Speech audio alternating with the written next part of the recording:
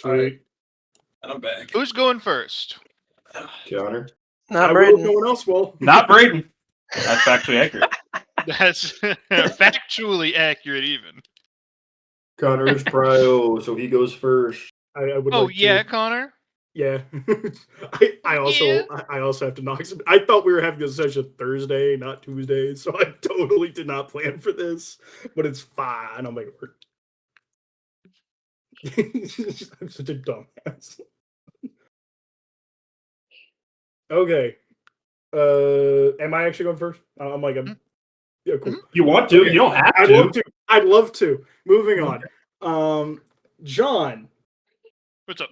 do I need to specify anything else about the princes, or is the concept like? Do I have to write more shit down, or is the general concept understood? I have kind of built it down to be robust now, so I could probably explain the concept fairly well. So one thing that I want to ask about before then. Yep. You never actually got back to me about the Bill of Rights. I thought I did. Nope. You never messaged me back and saying, "Here are my minor changes." You just said, "I'll probably make some so it's gonna be changes." minor changes and never did. Thought. Well, that's gonna put a damper on things.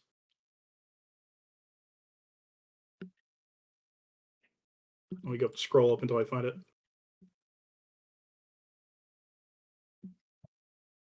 Just search the word minor changes. There you go.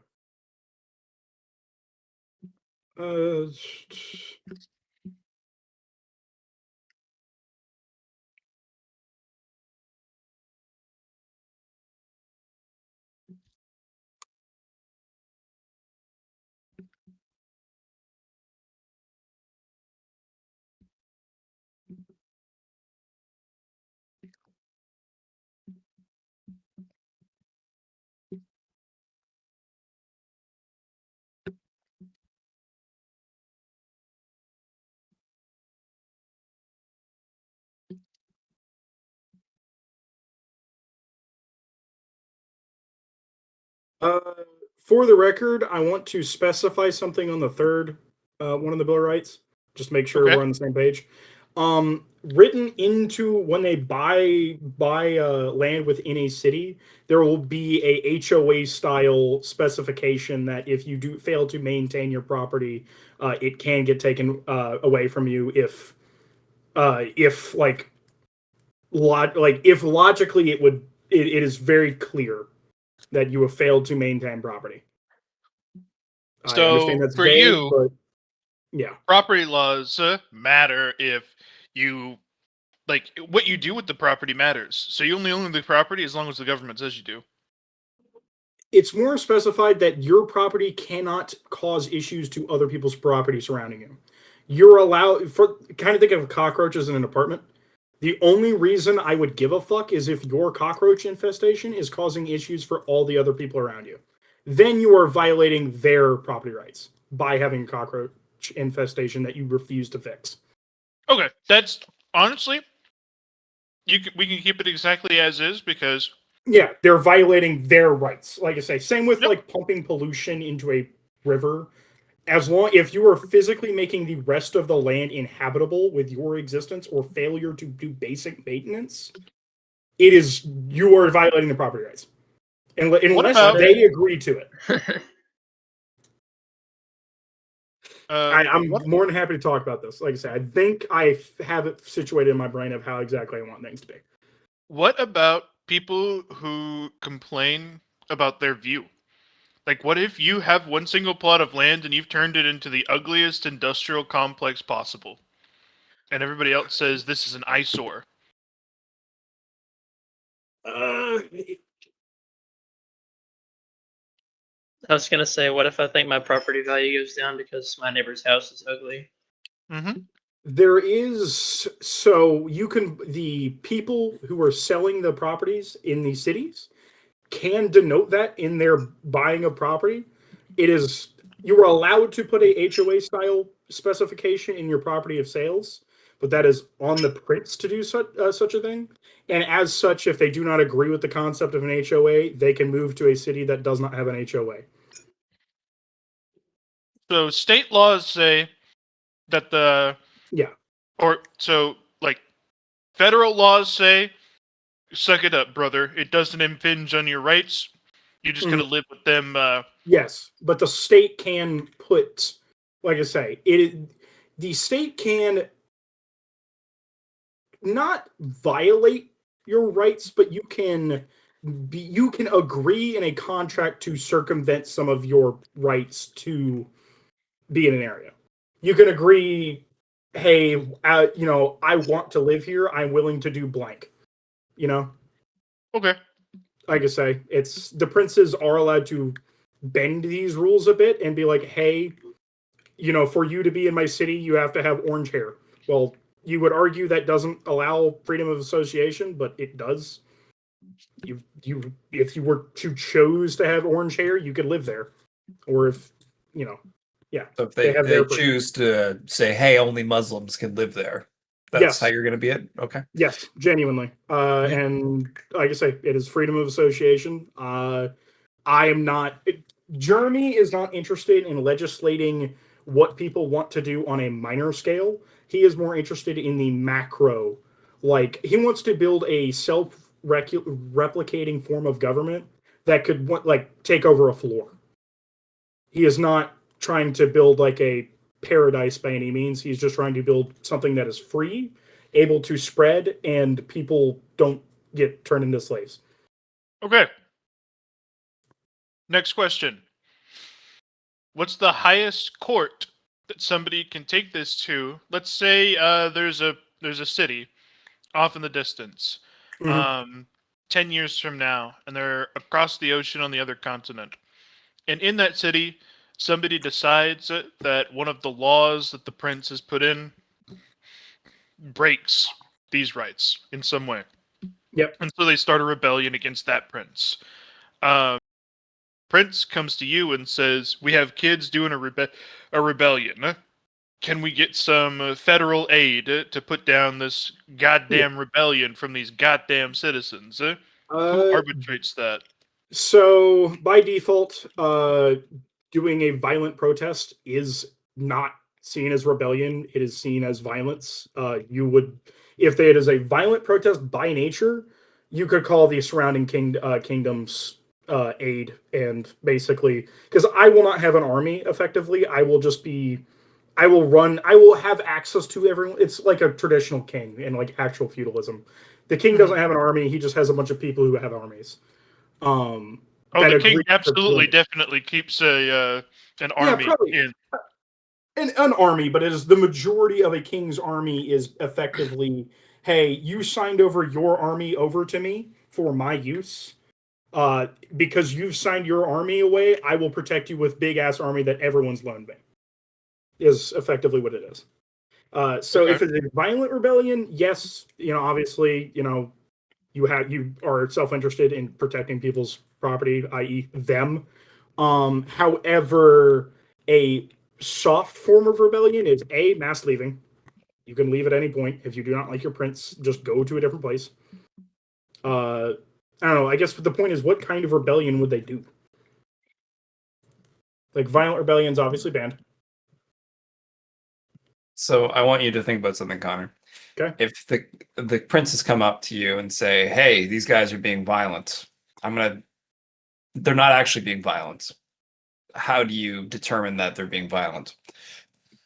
Yeah, the question was highest court system. Who's looking into it? Who's making these decisions? At the end of the day, I'm the highest court system, but below me, I will have effectively a council of princes. Okay. So they determine. That way other princes would hear your plea and kind of have a more group discussion on it. So, do you have ever watched Black Panther? No. I watched the second one. I've watched the second one. I have not watched the first one. Okay.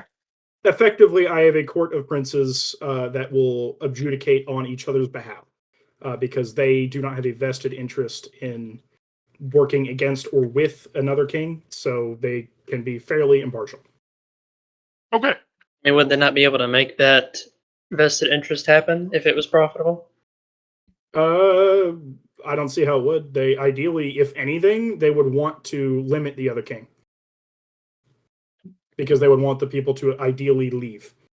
Because another form of soft rebellion is if everyone leaves your city, you are king nothing. Enjoy. I will probably step in and kick you out. If you lose all of your people and you are no longer worth having a city under you, I will just replace you. The biggest is problem, Connor, and that you're not thinking of is say that a lot of people want to mass leave, but they're like, my fucking home's here. I don't want to have to mass leave this place because there's a dickhead in charge. Why don't we just Then- dethrone him? Then you would ideally you would just, like I say, you would move. If he's really that bad, you would move.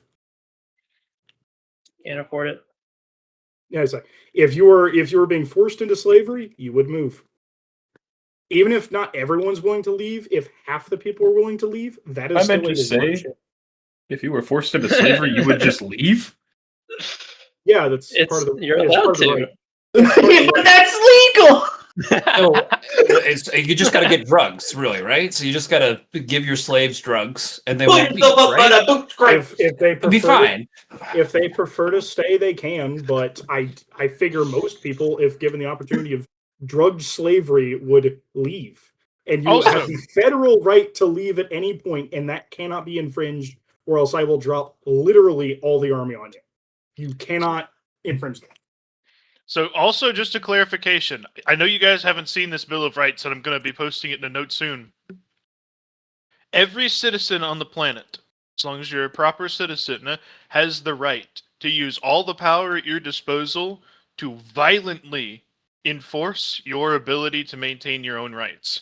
So if a prince tries to make you go into a slavery, it is completely and totally legal for you guys to walk up to him and murder him. Nice. Yeah. How do you make sure everybody Or more accurately, what would more accurately probably happen is if he would send somebody to force you into slavery, and you would kill the person being told to. Put I you in feel like slavery. there's a lot Prince of would not do going to that be a lot of I believe this is my right over what is actually my right. That lends to a lot of dead people. Oh yeah. Like It's gonna be a somebody's very gonna cut you off in violent traffic and be like, the right lane was my fucking right, you piece of shit, and they're gonna get It was curb stop to them. be 1,000 years ago. Yeah. Like I said, Dude, you're gonna have people who can literally snap and blow other people's cars up on the road. Yeah. okay, I'm gonna point out there's no government that can fix everyone is a walking nuke. You cannot Yeah, point the mind yeah, and yeah. go, everyone can explode the city. There is no fucking solution to that. You just have a government. You just have a set of rights that make it really easy to get away with it. Not really. Most of my rights. He are was very- trying to hurt me or infringe on my rights. Oh, let's ask him. He got obliviated. Is this the system enforced Bill of Rights that you're making? It is not. It can't really be enforced by the system. Okay, I thought this might have been from a skill you had or something like that. No. This is my best attempt at a fucking Bill of Rights, which I will admit might not be perfect, but I I mean, think it's hard. there is No. for the record, there is wiggle room. I am able to fuck with these a little bit. I can add an eighth if I needed to. If we come to the realization that there needs to be one curtail, fair, but I feel like the majority of these should be at least reasonably easy to interpret. Also, the default for every town is to have a form of a judicial system, more as an adjudicator to, settle disagreements before it goes to prince. Granted, a prince could not have one if he so chooses, but then he's dealing with it, which is not in his best interest. Okay, so we are going to end that line of questioning there. Also, princes don't move in terms of family order. I feel like that is needs to be specified. That is very It's not a monarchy system. It is not an actual monarchy. It is anarcho monarchy. It is not. They can suggest somebody to take their place, but it is ultimately not a family thing. All right, so next thing. You are going to be making a principality. because that's what it's called when you have a bunch of princes who are working together to lead Yes. a nation. Yes. And you are first among equals. I believe. I'm want to double check what that means perfectly. First among equals. I've not heard that term a lot. Yes, effectively. I am above them. Yep. So you're first among equals because you yourself would be considered a prince, correct? Or are you taking another title? I would be king. Okay. So you Yeah. are the king. Is there so Swan Ronson is the prince of Startertown? He would have before I effectively made him in charge of barbecuing. There is no prince currently. That'll be what this session is I need to go get a prince. But I need this place to have a prince before I go build the second town. Because I believe timing wise, I don't think Christian's town is up yet. There is no prince. I'm going to have to go get the first prince. Right now, I'm effectively prince and king. But I will be delegating a prince probably this session. Okay. 'Cause So that needs to you happen. are the king. Is Principality of Terra an appropriate name for your government, or do you want to have another name? Because that would be like the default AI generated. Yeah, this is my government. That's like saying we are the Democratic Republic of the United Right. States of America. The Freedom Federation of Terra, I think, is what I would say, unless anyone has a better idea. I'm down to spitball ideas here. If this is going to be the name of the government, it might actually be vaguely important. It is vaguely / actually kind of big important because Yeah. Any names out there anyone likes? Because I named my thing Starter Town, so I better.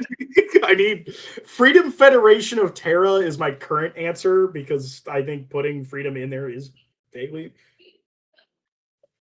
Althakar? How does that Althkar. That's fair. It's also I don't like have any not- ideas.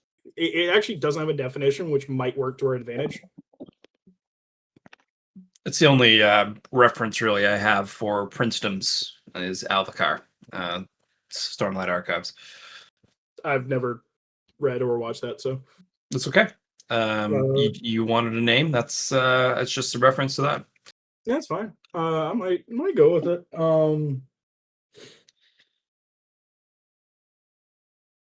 I think Federation isn't accurate though, because It's not. Federation implies a federal system, so it's not fitting. Because the princes are not elected.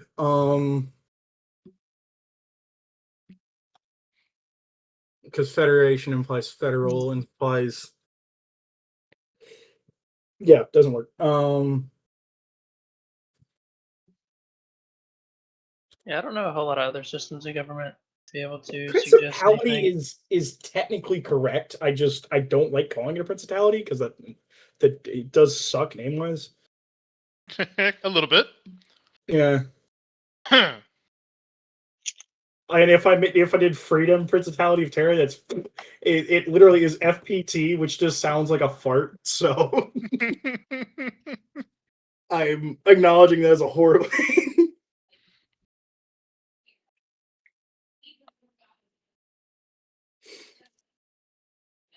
Association of. I don't know.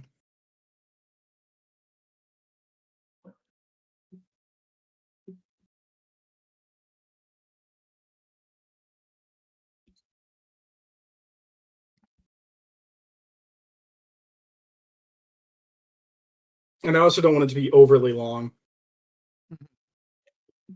Even if it would be funny. Yeah, it would be really funny, but I need to not have Starter Town. Starter Town is one. I don't need to redo Starter Town. Starter government. Starter Town was funny, but also is like the dumbest shit ever. Federation can't be Federation. Principality is technically the most accurate description.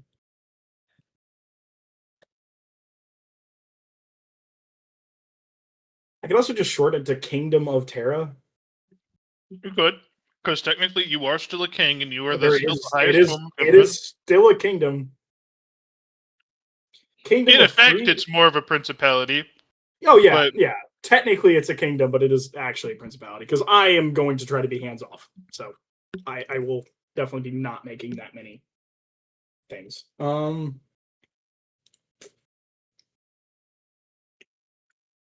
Kingdom of Free Terrans. Now that implies unfree Terrans, which I don't like. Mm-hmm.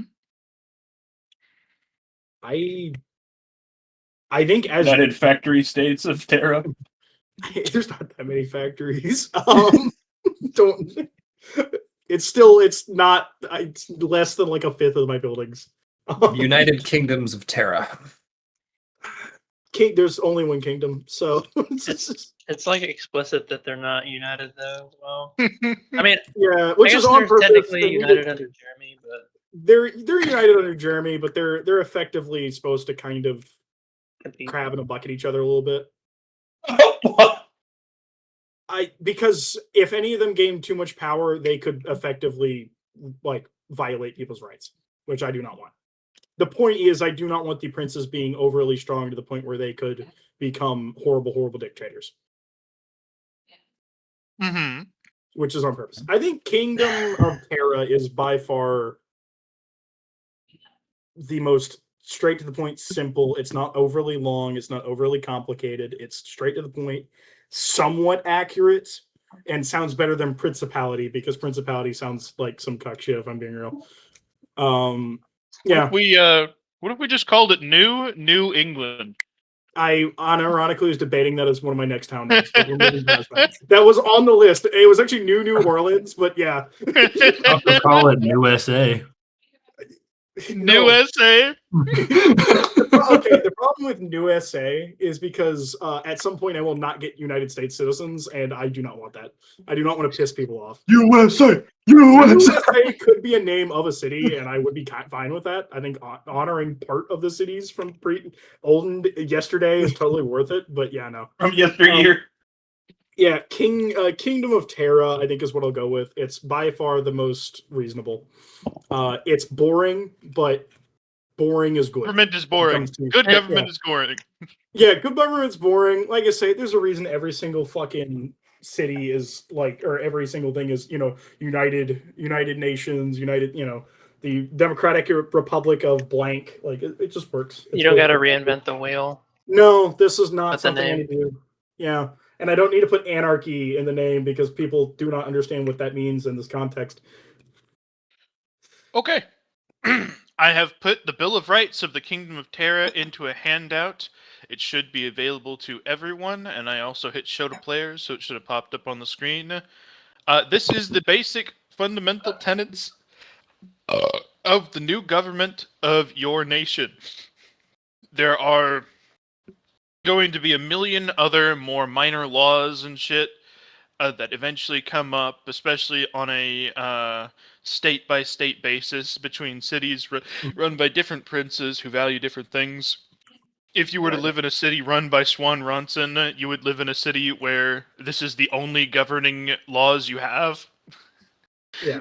For the record, there's a pseudo white page effectively for being a prince that specifies, you can't, here's a basic guide. You have to keep people wanting to live in your city, or else I will kick you out, and other, statements that are more like, hey, do this, I kick you out. So, this is printed out, published, and handed out in mass to effectively every citizen. There's a bunch of debate, there's a bunch of hullabaloo, people talk about things, people come to your governing body, and you can tell that they're not there for anything important other than to be like, hey, I'm here to talk about this thing. So you just give one guy that job. Oh yeah, and like I'll probably tell them like, hey, if they make any really really valid points, write them down. Filter it a little bit. I don't need 10,000 things to read through. I have a lot of shit on my plate. they will not be doing so. You've already got the potential, like the best governing body that you could Yeah. potentially have as your 20 best guys who are automatically assigned to the governing position. Yeah. Ideally, I guess I should choose one of them to be a prince, logically speaking, right? Logically speaking, one of them would be by far the best. They'd be a boring option because none of them have personalities other than I'm good at government. But I'm they kind of would be okay the with that best. because they're also held accountable for their actions very hardly. So I'm not really too worried about it. And you've confirmed they are people who have my best interests in heart. All this other shit, I don't think I can literally. I think there's literally no reason I could ever not have to trust them because they do really good. Yeah, they're probably my ideal. Okay. They're going to be dealing with a bunch of other questions and stuff like that going forward. But now, you've got your title, you've got your Bill of Rights, and you've got the name of your kingdom. This was the things that people were asking you about day one. Now that you have those, It took me you 2 are weeks, no but I got longer it done. you are no longer going to be having your balls crushed by the "why don't you even have a name for your kingdom" questions.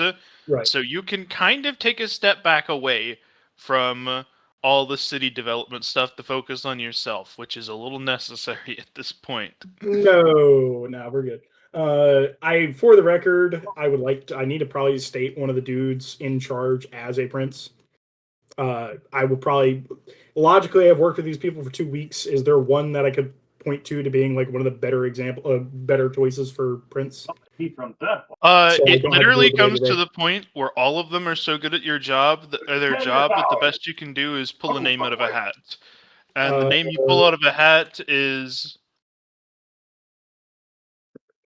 Ron Swanson 2. I would like to ask them polite. Theodore Black, that works for me. I will politely ask Theodore Black to continue the whole thing of allowing Ron Swanson to be the barbecue committee guy. I won't tell him to. I will just be like, hey, it would be nice if you kept him employed a little bit. Yeah. He's a good guy. He really is. He's just a little. He's not the right guy for this position. as you you turn and point at Theodore and say, "All right, you're the prince now." The very first thing that they do as you walk out to start leaving, as they all start to debate, is somebody raises the question, "Can a prince be on his own council for debating and proposing laws?" And you just shut the door. The answer to that question is, for right now, just come to me. We're skipping that step. There's not another one. I'm working on that. I gotta go build City 2. Nah, they'll deal with it for now. Oh, yeah. They'll handle it. Like I say, he's a trustworthy prince. He'll handle it fine. This is his first issue to solve. Good luck. Pretty much. This is a test. All right, what next? Jeremy, well, you look down at your hands. You've made it. The nation is built. You are the king. You actually are going to gain a new accolade. that's sweet. You've gained the Tier 3 accolade. Legitimize a nation with yourself as the head of state. Oh, sweet. It's Tier 3, you said? Yep. All of the city builder stuff effectively has a +1 to the tier rewards because that's what you're here to do. Yeah. Okay, fair. That makes sense. It also wasn't exactly fast or easy, so I can understand why there's an accolade for it. This has taken me so fucking long in terms of in-session shit. Well, I'm happy to have another Tier 3 accolade. I'm already floating 1, so now I guess I'm floating 2. It is crazy that you're just floating 2. I'll have something to do with it, I promise. Christian spitting blood over there as he desperately is trying to find Tier 3s. It's true. I might be up to bartering, but that's fine. I don't have fucking anything I could possibly give you, Connor. I don't know, dude. Name one thing you want from Atlas. I don't know. Fucking nothing really. I'm doing just fine. Okay. I'm open to bartering. I don't want anything from you, but you can try. If you had something you knew I'd want, I'd be open for it. But right now, it's just I can't think of anything I'd want. Whenever you figure out something I want, you let me know. Yeah, no, that's like legitimately the statement. You're the person who needs it. I'm not fucking making a deal for you. You gotta fucking figure out some shit. Real friendly debate, real friendly bargaining we're having here. Yeah, sure, no problem. What do you want? I don't know. You figure it out. I built you a town. I gave you the. You gave me $1 million. Yes, yes, All I did. That's a $1 million. lot of money. That is a fuck ton of money. I don't. That is a day. It is not a day for me, actually. How many days? It's approximately. Let me pull my number. It's approximately 2.5. Okay, good guess. How much is it? Oh no, it's 1 day. You're right. I was wrong. Yeah, no, because you told me that a while back. And I remembered it. I haven't looked at my sheet in a little bit. You gave Yeah. me a day, Yeah, I gave you a day. and I gave you ownership of the fucking town. I hope I own the town considering I paid for it. I could have just. There were other negotiations. The thing was just like, yeah, you can have the money if you put the town under my name and say I built it. It's a win-win. You own a town. I have a town under my name. It's a win-win. You're the greatest contractor ever. Thank you. What I'm saying is that deal is over. You don't get to say I gave you a town. Oh yeah, no, I don't get it. I'm not leveraging it for anything. I'm just saying I don't have a reason to hand you a tier 3 accolade unless you can find something I need, because I really don't. And I I'm wanna saying give away there is your- literally nothing you need. Oh, that's fair enough. Fucking spiritual advice. Moving on.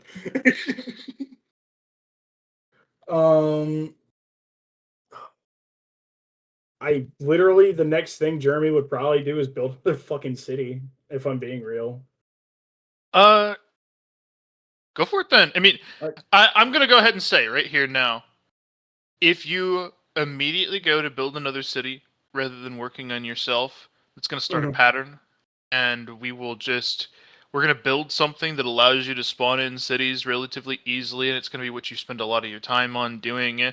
And for the next couple of years in game, that's just what we'll be doing, generating more cities and stuff like that.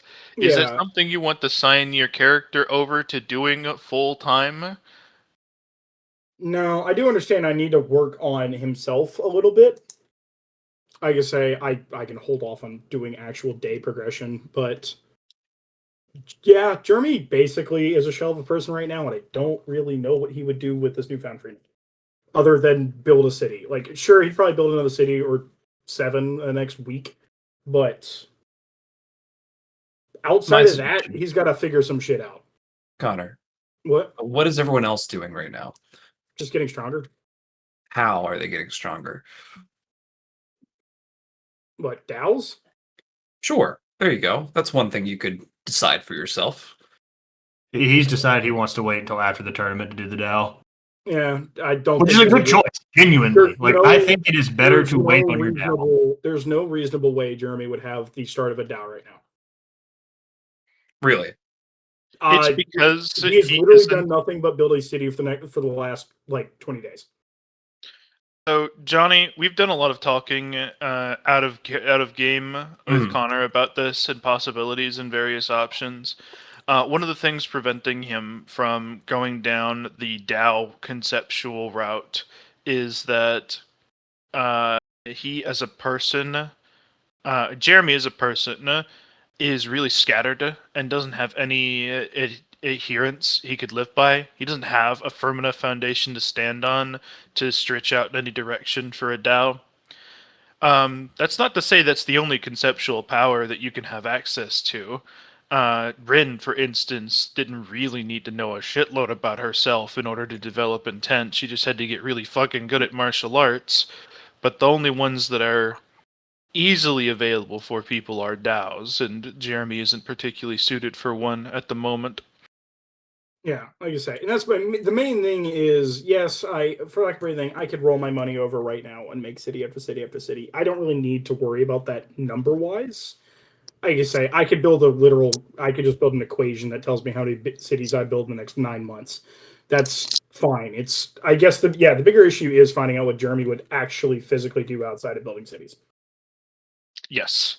Because once again, numerically, it's an easy equation to write. It's cost of city divided by profit of city, or profit of cities divided by the amount cost of a city. There you go. I build X cities a day. Boom, done, and then just increase it every day. I'm just trying to think of what he would actually do. What level are you? 19. I went and I bought 10 weapons to go kill a certain monster last session. Right. Have you spent all your Okay. skills? No, I'm floating them. Along with the 2 accolades. Along with 2 accolades. Yeah, I can use it to get stronger. I'm aware of that. Like, because your build path is important for your next class level up, right? Yeah, It is. but I have a year before that tournament anyway.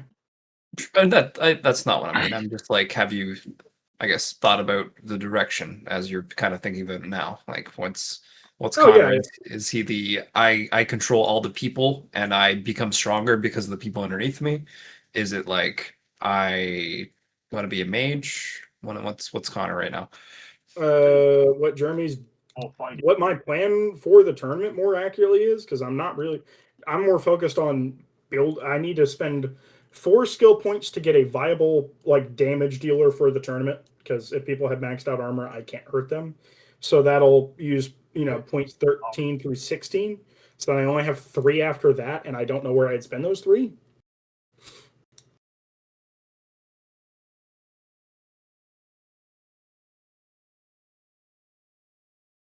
Are you close to synergy skills? Like, you got a few tier 3s already, right? Yeah. So plus synergy skill. And you have aura vision, right? No, I don't. You should get aura vision.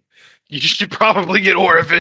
Okay, there you go. I'll You get should 100% get Aura Vision. Okay, I would get. That was on the chopping block of shit I was going to do at some point, but Well, you got 3. We talked you into I it. have three ones. Yeah, I can go slam 3 points in Aura Vision and then level it up within a day, up to max. Yeah, it's stamina to up Aura Vision, correct? Nope. 10 mana. Mana. Looking at shit. Shit, man. It'll take me a couple days then. Yeah, and no wonder you had so many free-floating skill points, because you were I can level up within a day.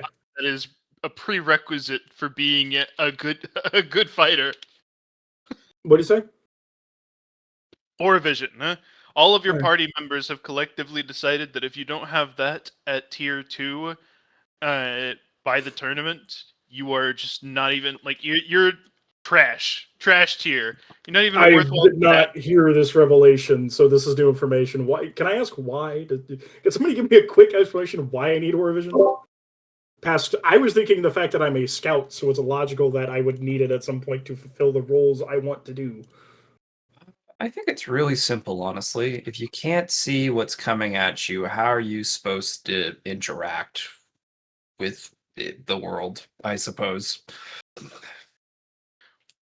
Yeah, pretty much. You can't dodge what you can't fucking see.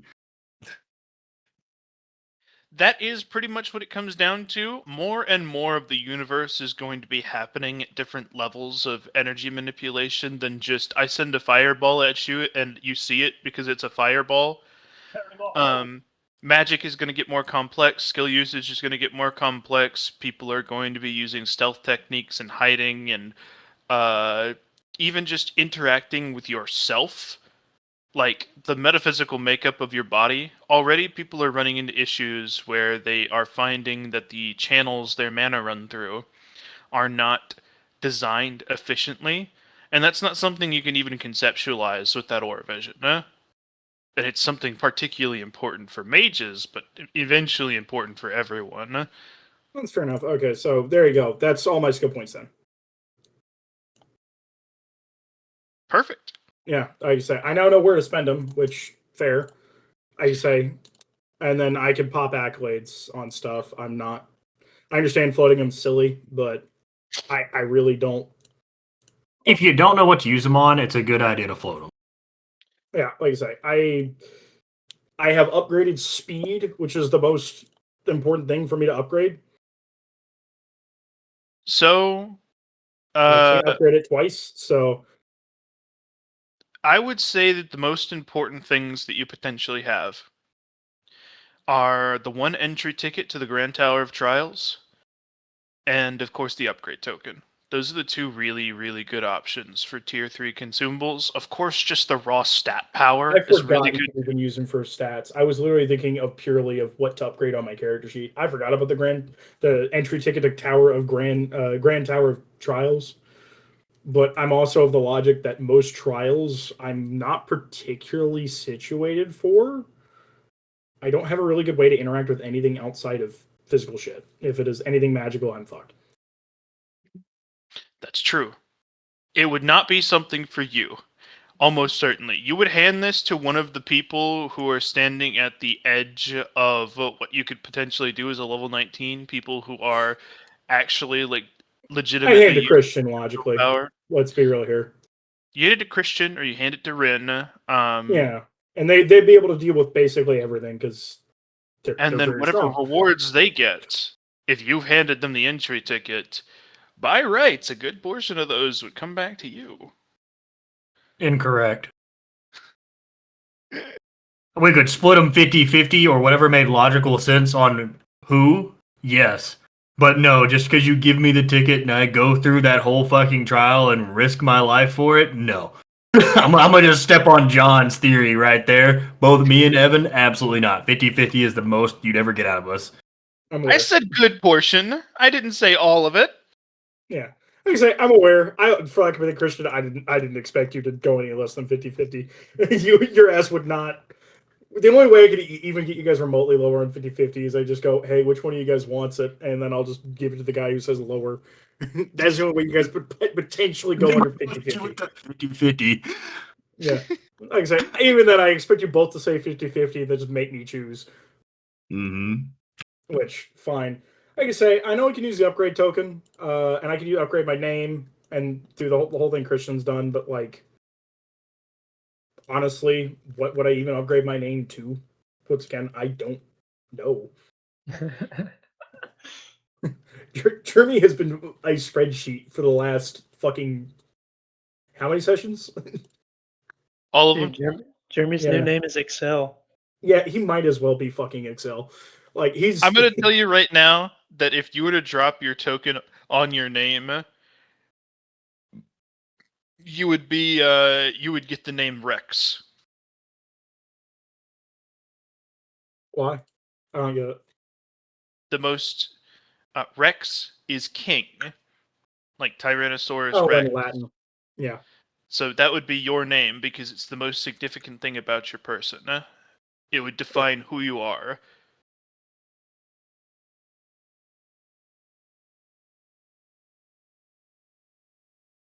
Right. Let me say, I get that. There's all kinds of build paths going with a king as well. Like you Oh, can, 100%. you can really stretch The that. problem, so me and Christian have talked about this because this was another thought, is most actual definitions of king do not fit Jeremy. He is not kingly in any way. Not even a little bit. He is more accurately a CEO than a king. I figured you wanted to go like Pope in a sense. You wanted to be the church king. That's in fair a enough. There's sense. no really Jeremy has to show no aptitude for religion though.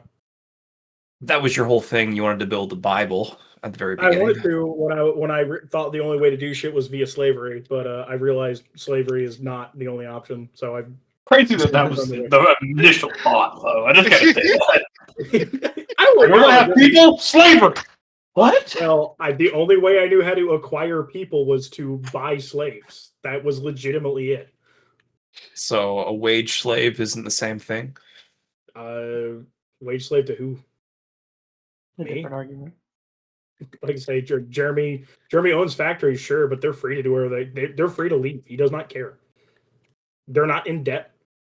I love how happily Jeremy wipes his hands clean. Like, you can always leave. That's the point of it, though. Like I say, I'm going to build multiple cities with multiple princes. Granted, there's only one, but okay, fine. We can Whoa. speed run through me building 7 more cities, but John. it doesn't solve Jeremy. If someone leaves Jeremy's cities in that way, can they become a new founder and go to level 20 like us? Nope. They're permanently branded as a mook. So they are permanently branded as a mook because that is the limit of their species. It's a qualifier that Terrans are limited by the front runners of Terra. The citizens of Terra, your government, is a separate issue than your species. Yeah, they can make a separate government, but Jeremy also Well- doesn't want them to, but that's besides the point. Eventually, there will be no point. So you will have the criminal island Australians make their own government, but you can just nuke that. Yeah, or you could just put massive embargoes till they have no choice but to join me. But we're ignoring that because that is not the spirit of Jeremy's government. It is Jeremy doing horrible shit. Uh-huh. Like I say, which I don't want to be. Trying not to be a horrible person, but Jeremy also is very pragmatic so far. So, yeah. Also, I wanted to clarify something with you here, Connor. You said, well, we'll be fighting the tournament in a year. That's not happening in a year. Oh, I thought it was happening. So I have multiple years. Like Yeah. 5. 5. Okay, cool. I did not realize it was fun. I thought it was good. First off, okay, why is the timeline so crazy? It was like a month, and then it went to like a year. Now it's up to 5 years. What the fuck? So 5 years is what was provided to you on the initial quest tracker. It said you prepare for the tournament. It's going to be the hardest thing you guys have ever done. You have 5 years of prep time to get yourselves ready to go. Okay. And then I did not notice that. all of your companions were like, 5 years is fucking lame. We're going to get ready in 1 year and then go to the tournament, because who needs 5 years? Great. Then, after they got to the point where they spent about a year's worth of time, they realized that almost all of the higher level skills that you can develop take multiple years to develop. And so now there are people at like year 2 and a half. Atlas making his 3rd useless martial art. Okay, so Bored out of his that mind. contextualizes so much. Okay, that does change how I have to deal with this. I still need to find something for Jeremy to do other than what he's currently doing. Become the king of Tell. I like to say I can make a bunch of money. I'm aware of the money gaining potential I have in my hands. Make that your However, Dow. Make that your Dow. we have discussed a Dow of wealth is not very interesting. You It's suck. not necessarily that it's very interesting, and more so the fact that you guys will always, always, always be poor compared to the wider spectrum of There's the always universe. a bigger fish. It's just that the established powers have every resource that you guys have, but they've had it for potentially billions of years. Yeah, we're playing catch up, and Jeremy is like I say, I've written in. It makes logical sense why Jeremy's acting the way he has in his backstory, but at the same point, motherfucker needs something that isn't a spreadsheet. He could legitimately spreadsheet, but Jeremy would be happy to. I would hate that. Jeremy needs something to cause him to not spreadsheet himself out of the game. Yeah. You can spreadsheet yourself now. I could literally spreadsheet myself right now. I know you're Yeah. referencing that, but like I have the math. I have the equation right in front of me. I could just hit enter and I'm done. However, Well, that that's would right. mean that It's by not- 3 or 4 more sessions from now, we would just say, "All right, Connor, give us 5 back in, minutes like, a to give year." us the yeah. yeah." But realistically, I would just hop in the chat, drop. Here's the amount of I would just go, okay. Here's the amount of factories I have at 5 years. Goodbye, and that would be me for the next year. I couldn't say- You we're could do I the do Dow prefer- progress. That's fair. I guess I need to do Dow progress. The problem is what fucking direction? I cannot become God of Excel. That is not valid. I mean, you could meditate for a bit. Meditation can be actually very helpful.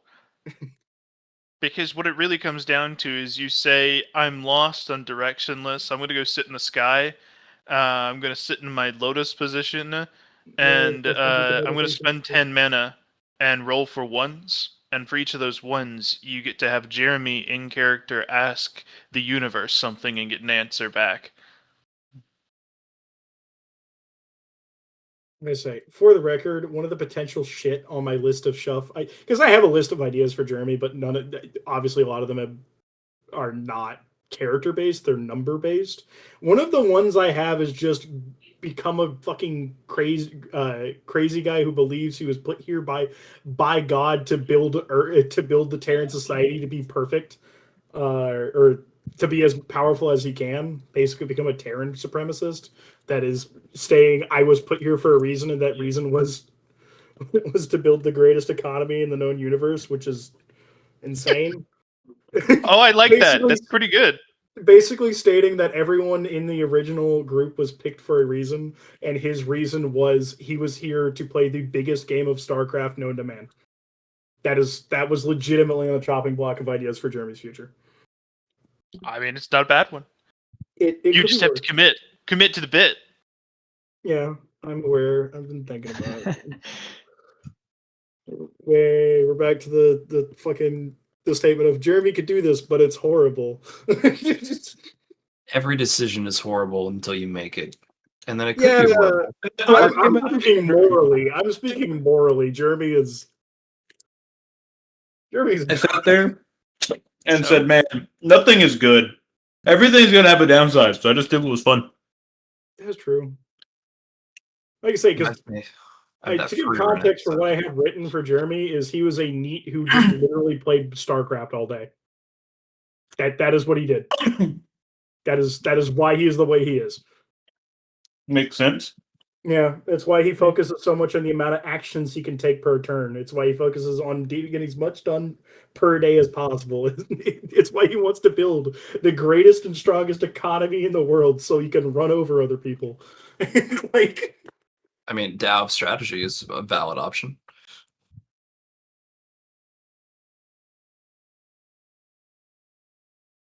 yeah. I don't know. A little broad. I think It's, Jeremy needs an adventure. Jeremy needs a fucking adventure. He needs something. So true. Jeremy, go delve. Jeremy, go. There is part of me, adventures Jeremy could go take is he could go fucking spec all his points out, train all his skills, and then go into the trials and just hope he doesn't die. Which I don't think is a good use of Jeremy's life, considering if he dies, and that's rough.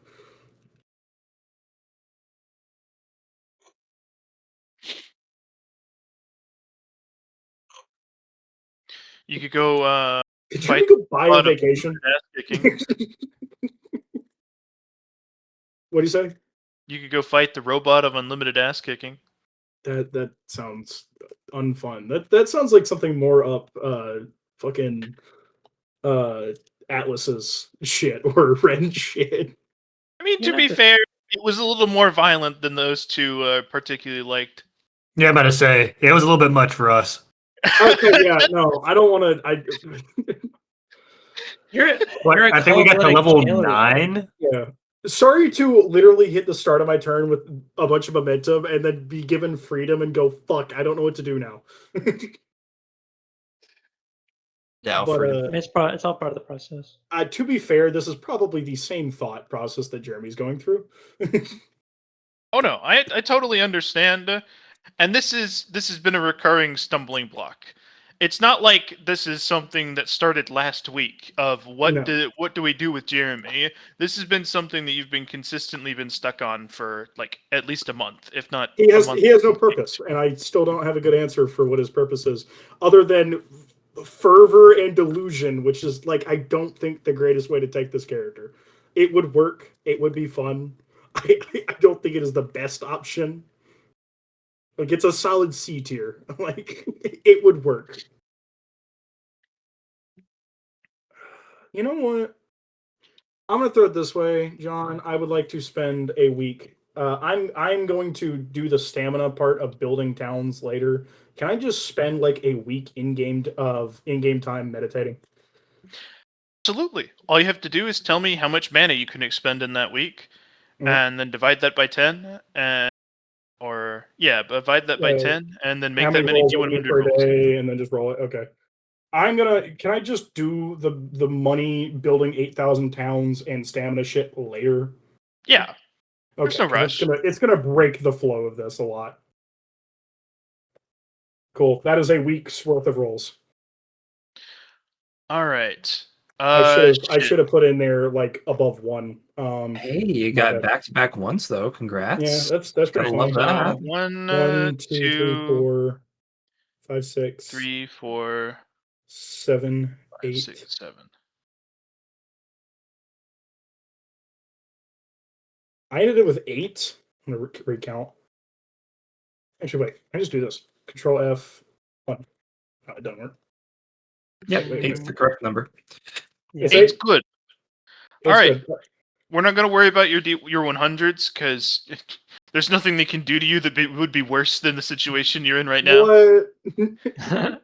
Jeremy feels lost. What's new? Alright. So, the first one you come across. Ask a question, share a thought, bring up an idea, anything, and the universe will answer you.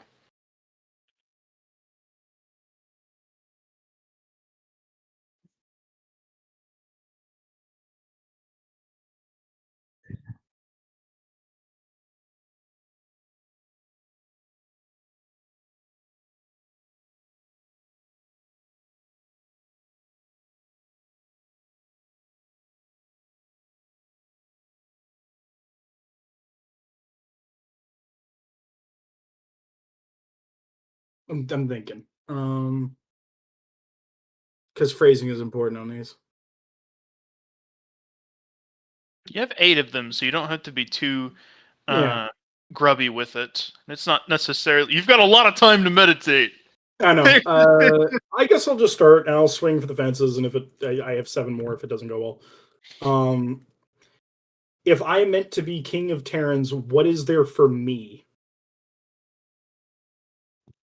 So, that's a really interesting question. What is there for you? You, so far, have been somebody who's prioritized completing the pattern, the efficient route. Somebody puts a problem in front of you and you find great joy in solving it in the most optimal method you can. You could argue, oh, it wasn't like me finding joy in that. There was just a problem that needed to be solved, and if somebody didn't do it, we go hungry, we die. So somebody had to do it. We don't But know you where were shit always the one is. to step up. Yeah. You like solving problems, and trust me, there's no problem generator as thorough as being king.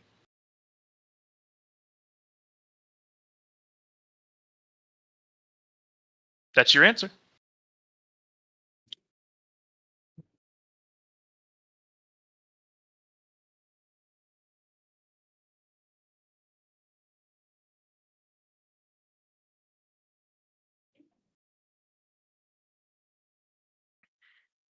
If I find joy in solving problems and being king solves me those problems, or it causes the most problems,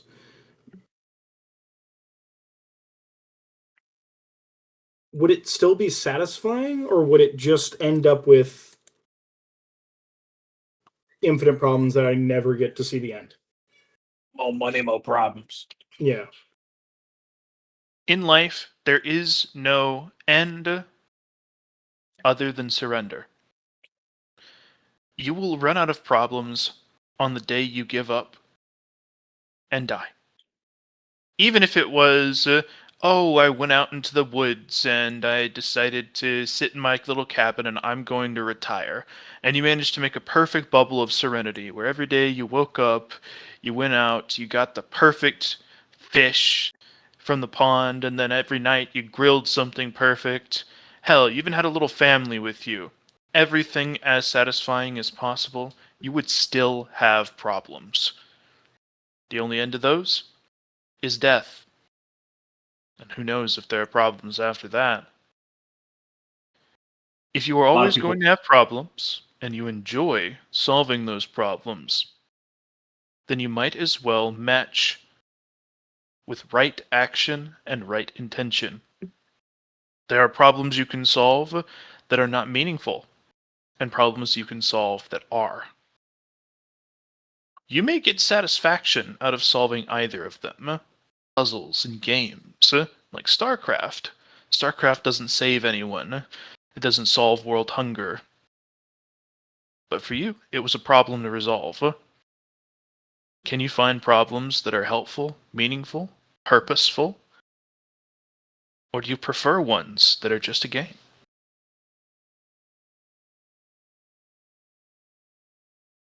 That's 7.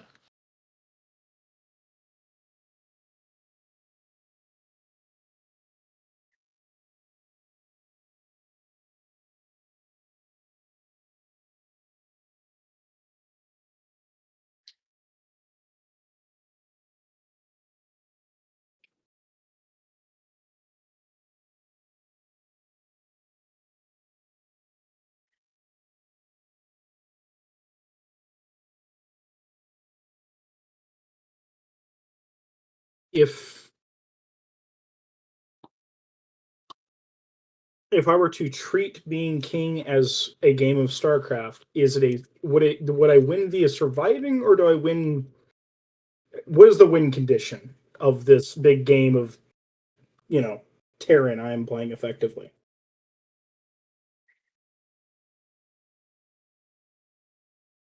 Your win condition is decided in a bunch of different ways.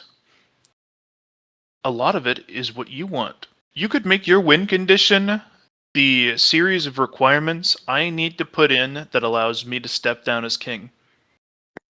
Or you could have it be, my win condition is I have reached the break point at which Terra is too big to fail.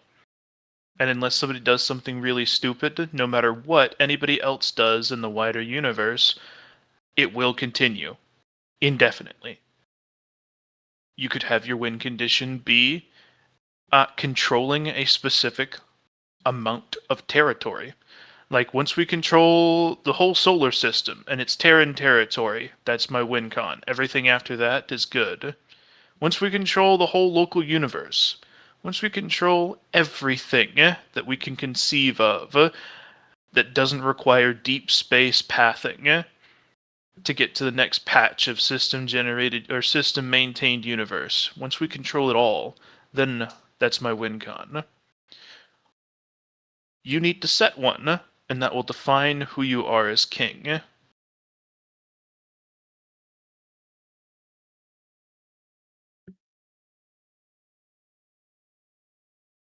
Would endless greed lead me to never truly be satisfied? Because that is what you've described. Endless greed is it's the win con that you get from a endless mode in a game, where instead of going through the story, going through the plot, going through the natural progression, and eventually finishing out the narrative sweetly, you play the mode where the only thing that matters is how high of a score you've made at the end. If you set your win con to being, I go as far as I can, no, you will never be satisfied. Ever. You could be tearing down the gods themselves from their spot in heaven, and you will want more. And there will always be more. An endlessly iterating universe.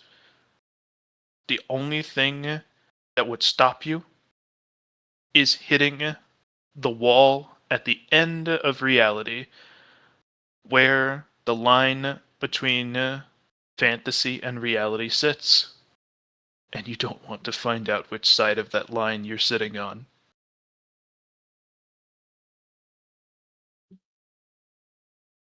That's fucking ominous. Even if I set a goal I could achieve, wouldn't this lead me right back to what I'm doing right now? Absolutely.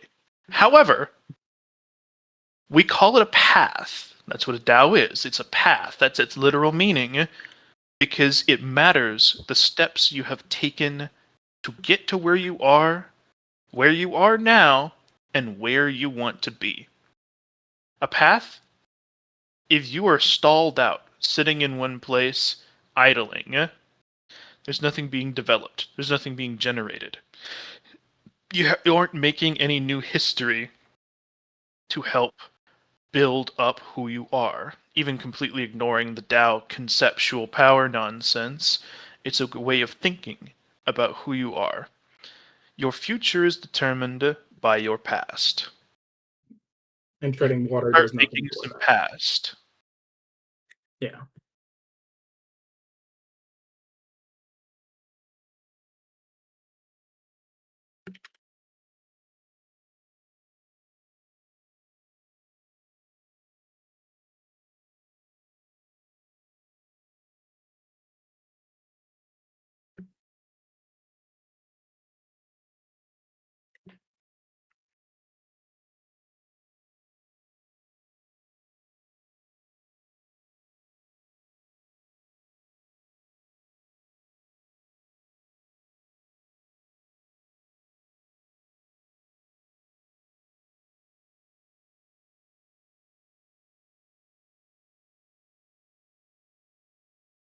Can I leave Bobby alone while I take a shower?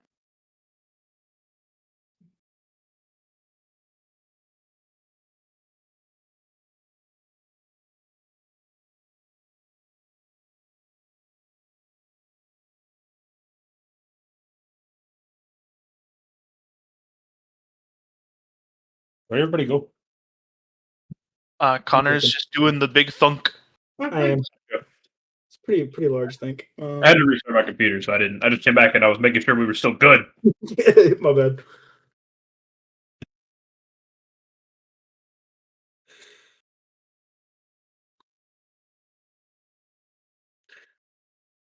If I try to endlessly grow, will it at least be satisfying while I'm doing it? If I try to solve the unsolvable problem effectively. So, let's talk about satisfaction. Satisfaction is a end of a cycle thing. You've completed the pattern. Here's your injection of satisfaction. You start on to another pattern. Yeah. I do cycles. I make cities. I learn the next thing. I arrange the next bit. I've learned this section of politics, so I've mastered it. Now I can generate it indefinitely. I've got my politics spreadsheet to show that we're growing at a specific rate. I've got my economy. I've got my war one. Once we start getting into conflicts, the first time it's going to be tough. I have to micromanage. We lose people. After the second or third time, I've got a war spreadsheet. This many lives versus a empire of this level of difficulty is exchanged for a victory, which grants me this in return. You will get satisfaction from the initial adventuring. After a certain point, maybe it's a year, maybe it's 10 years, maybe 100 or 1,000 sitting in your seat, there's no surprises left. There's no new problems to really solve necessarily. It's just a lot of goddamn waiting on the spreadsheets to get your civilization to the point where you're ready for the next interesting new set of systems to learn.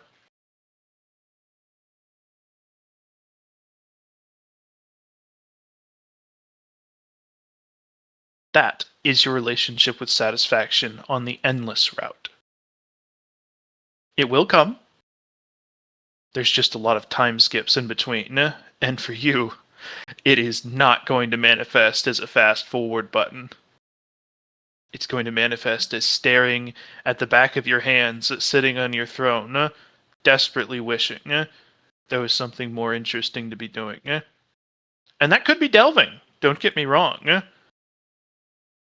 That's not necessarily a bad way to get your satisfaction in. But the question of, will I be satisfied with the process of the endless grind?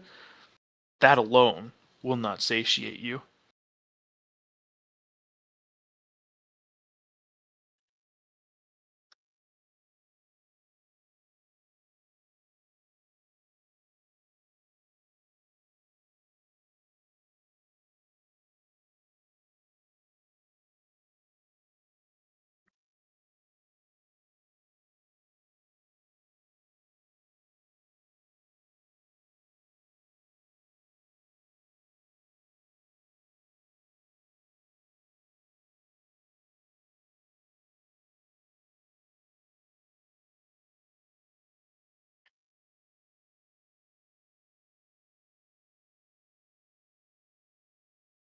Um,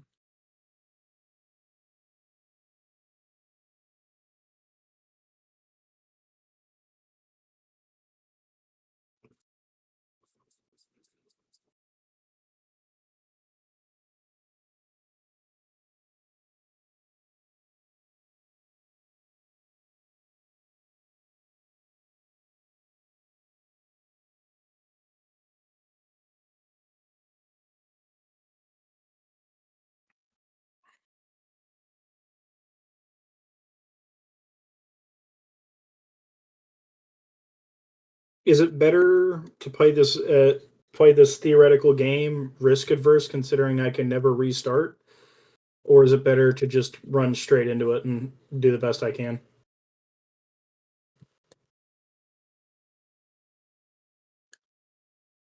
Suicide is badass. Is a funny thought. But it's not entirely wrong within the context of this universe. Risk is measured exactly with an amount output of reward. That's simply how this world functions. That's what the system desires. The expected value.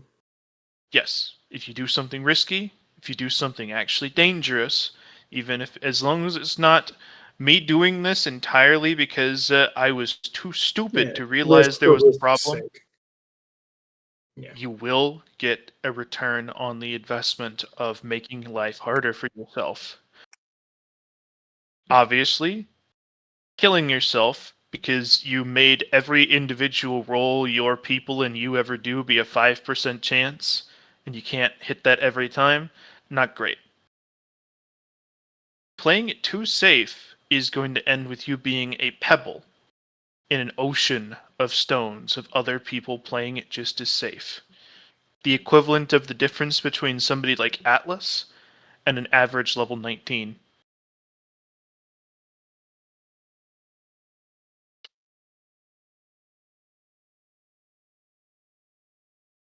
You'll never be on the same playing field as the big boy entrenched powers.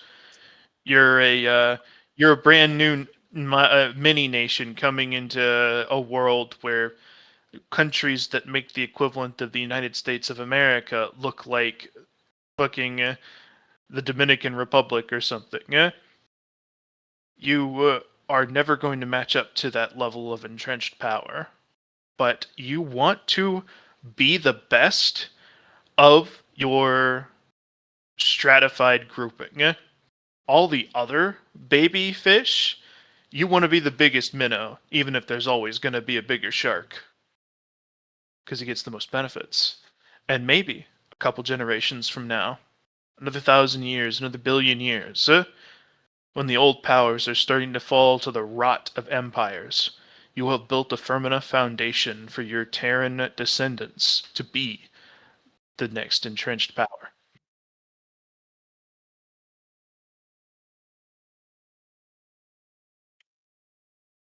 And that'll never happen without a lot of risk.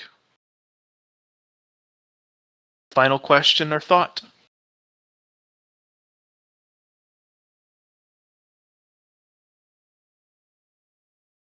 Jeremy is going to liken this to an experience he's had in the history dungeon, where he had two people in front of him, one labeled innocent, one labeled guilty, and he decided that he was not supposed to be the judge. But after that experience, he absolutely was puking in a bucket. If he is going to go this route, how is he going to manage it? Because he killed two people and could barely handle that. What the path that has been being discussed right now in his own head is infinitely more stressful. The Sword of Damocles style shit, and the endless number of lives that are going to die. All of them your responsibility directly. You might as well you'll have, of course, the degree of separation of government, but you might as well be walking into somebody's house and pointing at them and saying, "You're dying for the cause," and they salute you and then they fucking explode. Yeah, even if I pay them enough for that risk, they're still deciding because of me. Exactly. How do you cope? What is the proverbial trash can I puke in? Because there's no way. That is a question every head of state, every royal family, every position of power must answer. A part of it that the grander universe deals with is how you're raised, because you can raise people to effectively have the minimal level of sympathy for numbers on a spreadsheet. It's part of why people in positions of power can be particularly big jackasses. They need to be in order to make the optimal decisions. They lack the empathy that would prevent them from crippling themselves whenever they sign away on a bill that needs to happen but will cost lives. You could also go the route of becoming, for lack of a better word, a pervert. All of that stress that builds up through your life, a Yeah, you can lot do of vices. people in power deal with that stress by finding a outlet for it. What that outlet would be for you could be anything. You'd probably have to try out a bunch of shit. Find something that really allows you to. You've had a bad day. You just finished a war and you got back the numbers and you found there was 5 million people dead. If you need to go strangle a hooker in an alleyway, then that's what you gotta do.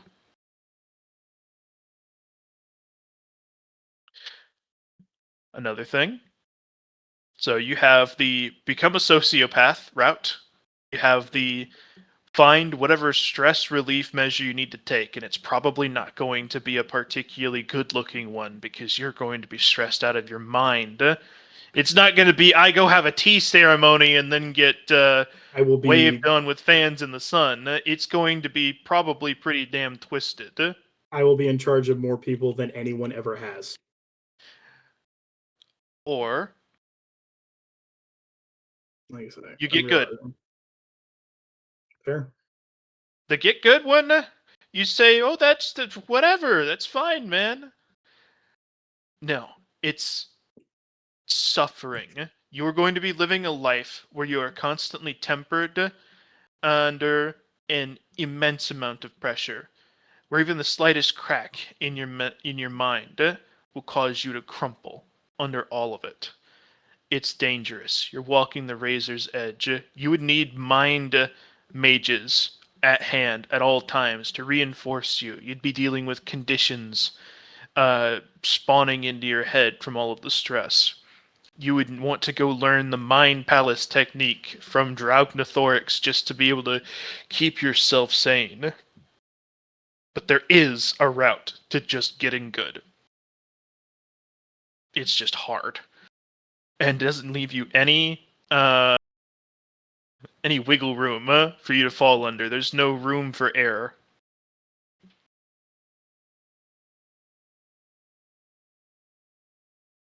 All three can obviously be used, but generally speaking, those are the strategies to deal with the high stress of being in your current situation.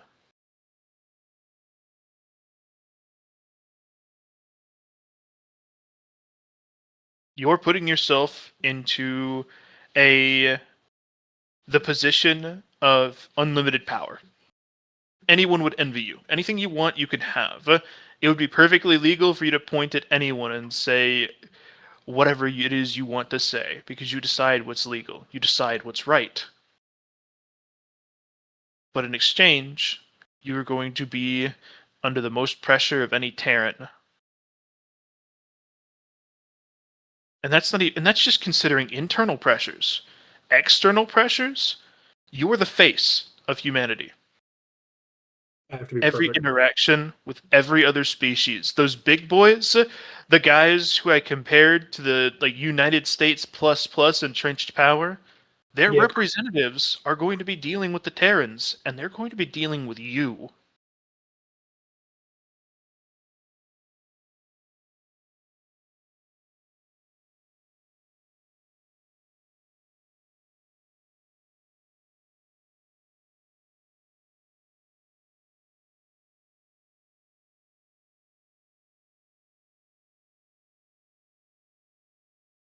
And with that, your final question is answered. After meditating for a week, you have come to the conclusion that this is a burdensome path. A really tough thing.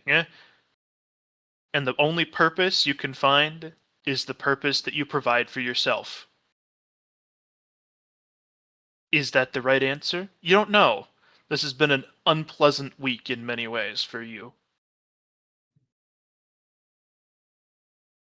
Understand? Like I say, and honestly, he'd probably deal with the unpleasantness by burying himself into the city building he's probably doing. For at least some of the day, it distracts him. Idle hands, all that jazz. And with that, we end your turn. Yeah, thank you. Thank you for the help. I will think and I will discuss. Cool.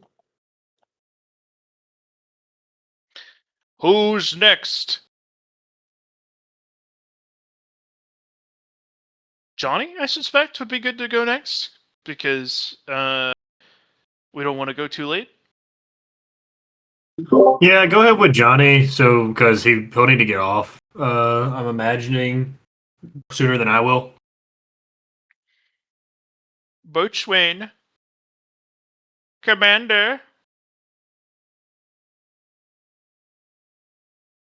I'm here. It's your turn. You sure about that? Yep. Okay. You know, I've been thinking about construction is combining two things together to make a new thing. What we were talking about. I like the wording, but I feel like it could be better. So I feel like a little bit of refinement on that. Recall that your declaration is like the construction is combining two things. That's meant to be awkward because it's just reading out the actual connotations. The Gotcha. declaration is specifically crafting as a web of possibilities. Right. Gotcha. Yeah. Because I was just thinking, like, a lot of what crafting or construction is synergy of different things, different parts, different material. You can have a bunch of rock together and build something, but it's more of like, I don't know, a statue. If you're gonna make something all out of one material, and it's not a really good like design. I suppose the a beautiful statue is a great design in a sense, but it's not multiple different things. And I'm not building statues. I'm building golems. I'm building up myself. And with our powers of combination, and the multi-sense, it's like a construction of the vessel you have. And I think crafting's web possibilities is a great DAO declaration.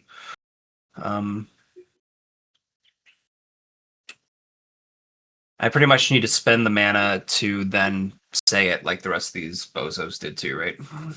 Yep. Yeah, figures much.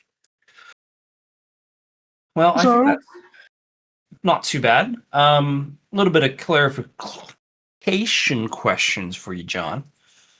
Okay. Soul development. If I'm reading this correctly, the X times as fast. Does that mean like X as the amount of golems I have? Yep. That's what I figured. Now this was a very interesting aspect because it's like the soul experiencing life, I guess. And really cool to add the clay combo. Like, hey, here's some time shenanigans as well as the soul development stuff. That would be interesting. But it seems that it's mostly just the soul developing and not the body per se. The body's still looking at a normal rate, right? So I'm not gonna like age to 1 billion in a second. That's not That is happening. correct. Okay, that should be fine. All right. So yeah, I think I will get that going, but I also want to have, I suppose, going forward, I should have a max amount of golems just like active. You know what I mean? Because otherwise, I'd be losing out on any progression going forward. So I feel like, just like I think what I'll do is over the next little bit, I'm going to create some more golems. I also have some fun things on the side I would like to do, like just having one of my golems passively making some like Grantel, you know what I mean, just in the background while I'm doing this stuff.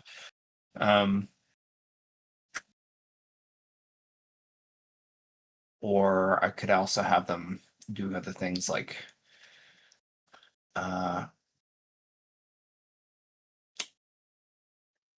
setting up a shop in the cities for my golems to create different clothing for people. That would be interesting. I feel like that would be a good usage of like some telegeneration as well as suiting up our citizens. If you are willing to say, I use my stamina for having my golems just go around, live life, search for stuff, craft things, make a shop in the city, things like that. Yeah. While expending all of your mana on your DAO Yeah, DAO. development. Yeah. I think that would work out pretty well.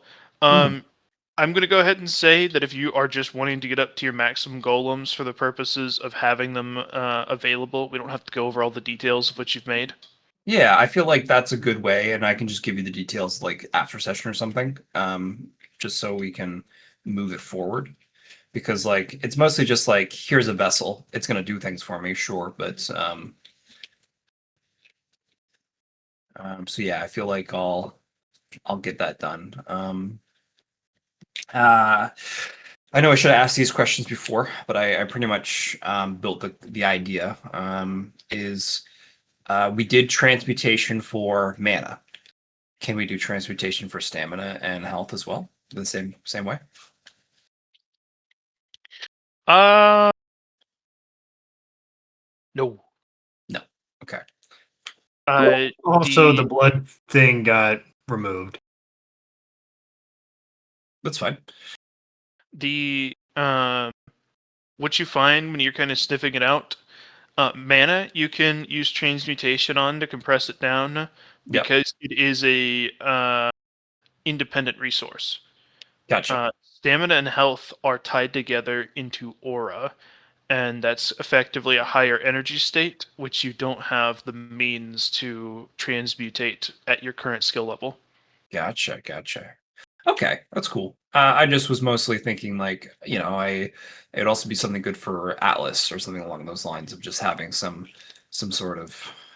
But okay, I guess I can think of it more of like health and stamina are also more vessel focused, compared to mana being more of an energy. I know we have energy like pathways through our bodies, obviously, right? That we Yep. use these mana for, but I feel like stamina is more ingrained. You know what I mean? It's more of like already uses the blood as the and the health is kind of already uses that pathway.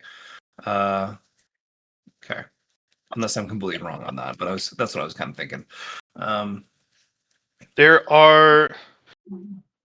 So, one thing that you guys have dealt with in large part is that a lot of questions get asked multiple times, and a lot of individual answers to those questions that might not have been realized gets dropped by somebody who doesn't have the context to understand them because nobody in the group shares information with each other. Of course, even though we Like, get together and eat and be merry, it's still like, yeah, we don't talk, get guys. together and eat and be merry and stuff like that, and you share the big ticket items when you can, but that doesn't Yeah. mean that the players actually know, like word for word, what happened or what's important. Well, that's why I have created a recording device so we can check things out if you're ever curious. But we need to talk about them in session. That's the only downside. But yeah, okay. So you're telling me this has already been answered before. So aura, the way it works, Yeah. is unlike with mana, which you have a reservoir of mana that sits in your lower stomach, Okay. which is then pumped out through channels throughout the rest of your body, and then magic happens based off the magic equation, which is internal mana plus external mana plus a communication between the two, like a spell word. Yep. Aura is what you see with aura vision. Before you see mana, you just see people's auras. That's that sparkly, unique color for everyone, mirror image of their body over their body. Mhm. It is an entwined higher energy state floating over your body that includes both health and stamina. It doesn't flow through anything because it is you. It's perfectly overlapped with your body, and you expend, like, let's say you move a finger, Mhm. you don't have to expend aura or stamina to move that finger along, or to move energy along a channel to hit the end of your finger and twitch it.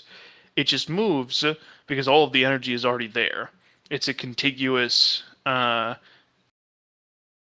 whole. There's no master control unit. Like, biologically, obviously, your brain is sending signals from your nerves. But if you were a being of pure, I move entirely with my stamina and health in the aura, there would be no, I send energy from my nerves or a signal from my brain down to my fingers.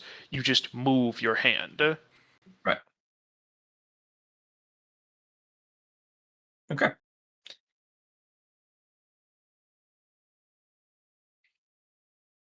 Atlas figured out some of these things whenever he had the suit that gave him aura kinesis. Yes, And he I figured picks as much. That. Yep.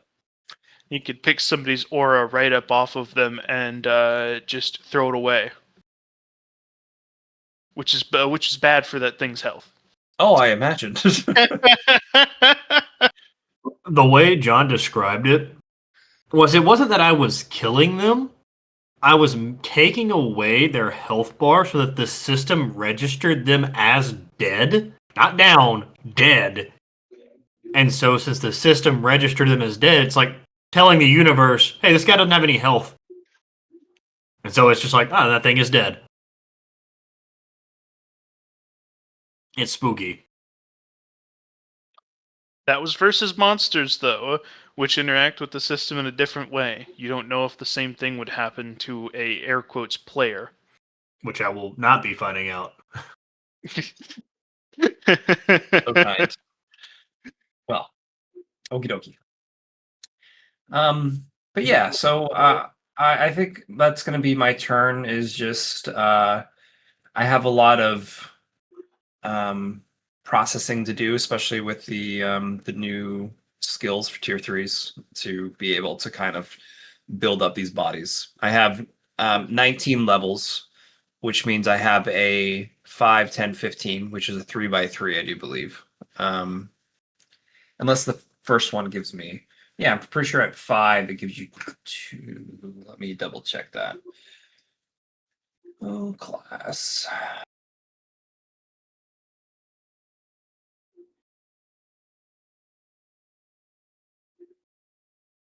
Yeah, so at level 10 I'd have 2. At level 15 I have 3x3. So I can have 9 golems available. So I'll produce those. And I am currently on day something above OG. I remember what I was doing there, yeah. So on 140 day, Julian day, I'll be building the rest of my 9. And I currently have my suits. First, Inevitability Foundation Money Mal. I'm going to build Pocket next, red, and 2 more that I have question mark names on. But yeah, I'll create 4 more suits. All right, Johnny, I'm going to give you a do you a solid. Oh, Yep. What we're going to do is I'm going to add... you give me a handout? I'm going to give you a handout. Look at you go. I've been starting to put them like in, I was going to do them in journals, I suppose, but I'm also like having a spreadsheet up for like all my suits I currently have with like just like a normal kind of database table of like, hey, this is the name, this is the Metatel, this is the base quality, wearing quality, this is the super, this is the first, this is the second, and then like the elements attached. So I was just pretty much doing that, but I think this should be good too. But yeah, just a nice little place to put those. And we're not going to build them right now. We're just going to say, hey, I have them. So then I can also have the inactives and actives because it only takes a 10th of my mana bar now to allocate them as active. And that means I would have 9x, which is good for experiencing life. Good. Can't wait to utilize those resources. I envision that they are something on kin to Ivory, but maybe on a different aspect. And maybe I'm not at that point yet, but I feel like that's a nice resource I'll be able to utilize. And yeah. Okay, so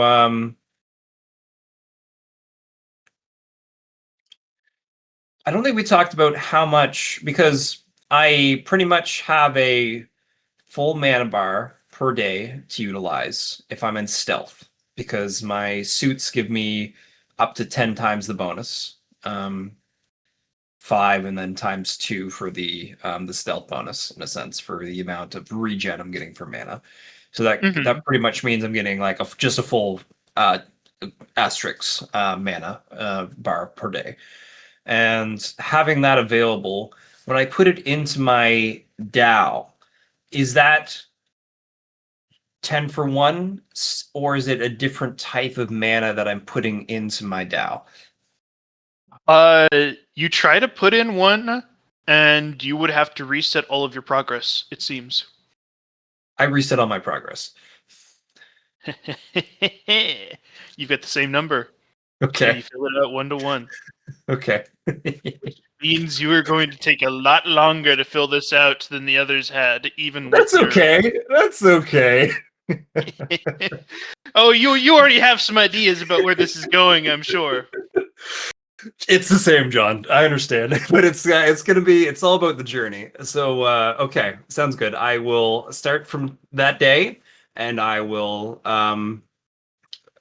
put my math in, and we'll. I mean, this was a very quick turn for me, but I more or less just wanted to get it out there, and I think if Braden's still around, you should probably give it to him, since I think it only took like maybe 20 minutes, but. We're not done. Put in your math. We're gonna time skip ahead. Okay. I just like I feel like you should swap to another player, because I always like doing that. I feel like, Jared would love to go next right now. I trying to want to hide something? see how long it's gonna take you at this rate to hit your Dow. Yeah. Okay. I want to see that math right now. If you do nothing but meditate on it the whole time. So this is quite simple, honestly. So I have 1,200 mana for myself. So my current number I'm getting to is 1200, pretty much out of that number. Mm-hmm. And so so that's a day, and so if we do slash r 333333 divided by 1200, so over a year. Over a year? Under a year, sorry. I'm trying to remember how many Julian days are in your years, but I'm pretty sure it's 30 days from 12 months, right? So 12 times 30, right? Which is 360, right? That's right. That's right. So, and what I meant to say is I'm already at like 100 and I'm at 140. So if I added 100 to that, I would be on to the next year, is what I was pretty much saying. Over a year. That's where a lot of the guys are. Yep. So 360, 140 plus 360. I don't know why I did it like that, but it's pretty much 500.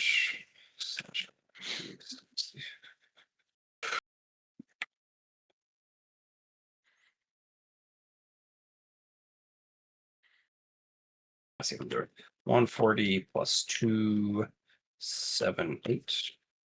So slash r. Hold on, methods of the madness. Oh, I'm laughing at Christian's commentary. Julian Bro, how Day. the fuck do 2 fucking call light prongs get broken off in the goddamn wall in one day? There's some new fucking CNA that's done got up there and is fucking shit up, and they need to figure out who it is and fix this shit. Gotta drive up there to plug in a fucking cable. Stupid.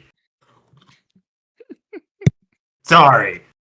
I literally have to go up there and plug in a cable. If you beat an old person up, you'll make an example for the rest of them. I'm gonna find whoever's gorilla gripping my goddamn call light plugins. I'm gonna beat them. You go, girl. All right, Johnny. So that's what you were spending your mana on. Huh? Yep. I'm assuming that what you wanted a little more time for is to decide where your stamina is going during all that time. Yeah, because I don't have this I mean, I have a good rate, but my stamina is much less compared to my, my actual for focus and clarity, right? I have that number's a lot bigger than my other, so. You Yeah. could definitely like say I want to use it for generating tel, or I want to ensure that every pillar of Christian's new city has a combat suit, or I'm going to ensure that as much of the military gets a suit as possible. Just literally say anybody who wants one and shows up gets a suit every single day for at least 200 most important people. I Yeah, should have a Defender fair Liberty. amount. I should have a fair amount of people if you need. Bro, you need to give the pillars a suit. Because if you aren't tryharding with these, and you're just like literally a bare minimum, I put in what I can, you can make a lot of suits for very little money. Or not very little money, very little stamina. Yeah. Like, could you Um, make a suit for 10 stamina? I can, but I don't want to. Um, The thing is, I think it only takes 10 and 10 mana, though. That's the thing. Like, I don't have the extra mana to make it double the quality, which is where you Yeah, want that's what I'm saying. You Yeah. don't have to. You wouldn't be doubling the quality for these if you were just going to use Exactly. only stamina for all this Yeah. crafting stuff. And that's fine. Honestly, it's because really what I'm doing is working on my DAO and providing the signature in a sense. You know what I mean? I'm putting my craft out into the world for people to use and experience with. So yeah, I think As- that's As for the money that it would take to get these to whatever maximum quality you can while barely trying, the system itself will execute either of the princes in charge who deny you whatever full stipend you need for crafting all of it. other execution. It's going to be like, this guy, he has taken the best crafter on the planet, and he's not paying the effectively free fees for him to make the best suits possible on the planet. All right, we no longer need him. Let's try the next guy in charge and see if that works. See if the next guy does any better. Yeah. Learn Yeah. from the previous. Gun goes to his head. Bam. Are you going to do this right next? Yes, of course. Yeah. Okay. Yeah. So if you wanted to go that route, and I'm not saying you have to, but that would be one way for you to use your stamina and to craft a shitload of the shittiest suits you can, which is still miles better than anything they could buy. Well, I think it's more of just an efficiency thing too for our people. Like, just having anything is better than nothing. You know what I mean? Especially at such a easy rate to produce these things. So Yeah. yeah, I'm completely fine with that. And then you got my boy. He's just like walking around, just like trying not to destroy the world as he with his inevitability destruction. Oh yeah.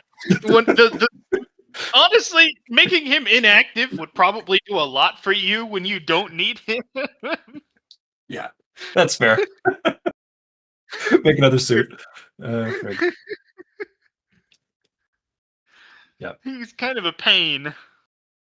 But yeah, I think it's a web of connections. So being able to be like, hey, they're wearing my suit, I think is enforcing my DAO in a sense as well. So I will I will do that and increase the efficiency, make some marks. You know what I mean? Like we were talking about having like certain versions of suits for mass manufacturing. So be like, hey, here's that point oh in a sense, or version With 1. the city providing all of the money and all of the materials you need, they're not going to provide particularly great materials, but you'll be making them out of like cotton or Kevlar or things like that. Yeah. Determine how many suits you can make at 10 stamina a pop over the course of all of that time. Yep. B, decide how much money you would need. So effectively find the shittiest quality level you can make at 10 stamina and that's going to be the tell price that you have to expend making it. Yep. Get both of those, and then scale them for the year. Sounds like a plan. Easy peasy.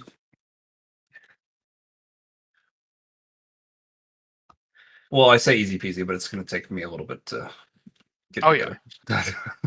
But I feel like the concept should be very straightforward and just because I already know how much. I mean, it's pretty much just wool. That's pretty, like you said, Kevlar, wool, cotton are just easy materials and they're cheap. It's crazy that Kevlar is cheap, but it's non-magical. Yep. It's like a bolt of Kevlar is maybe a little more expensive than cotton.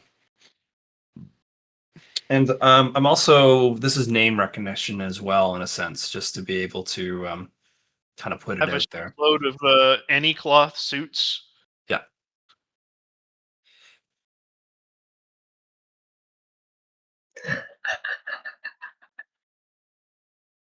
I create the most children.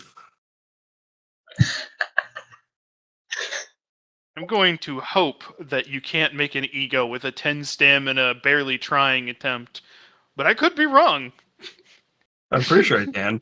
I'd have to double check, but I'm pretty sure just like everything I make is masterwork for any cloth. So it's just like,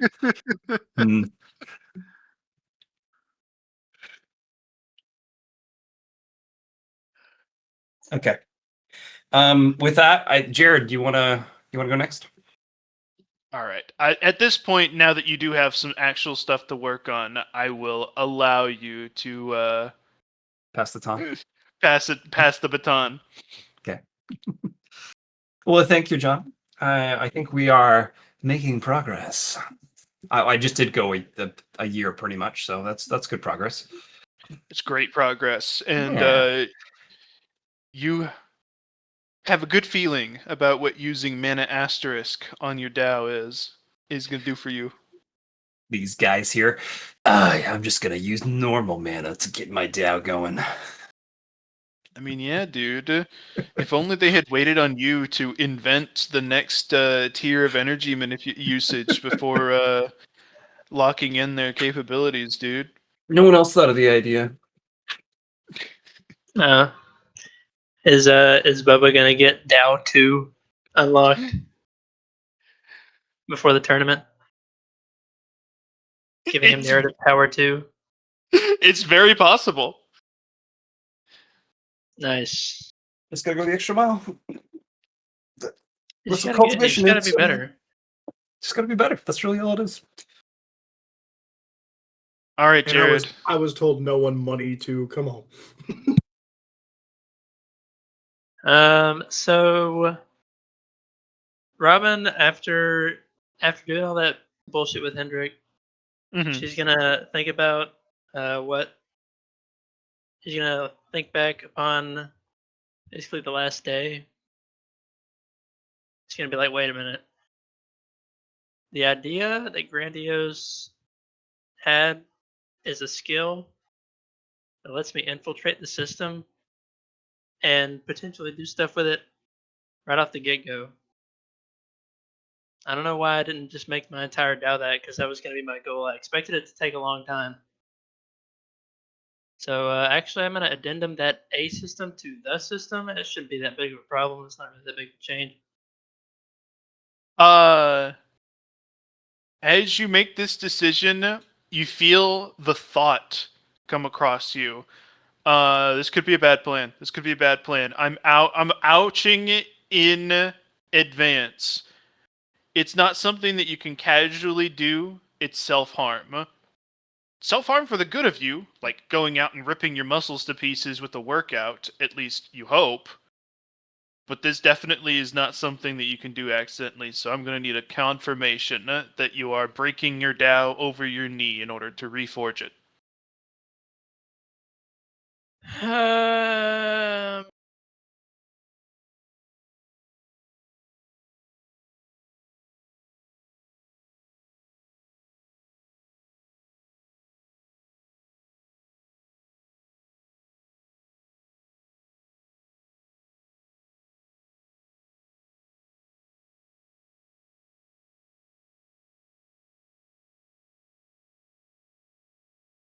Just a sec. What was that? 1 second.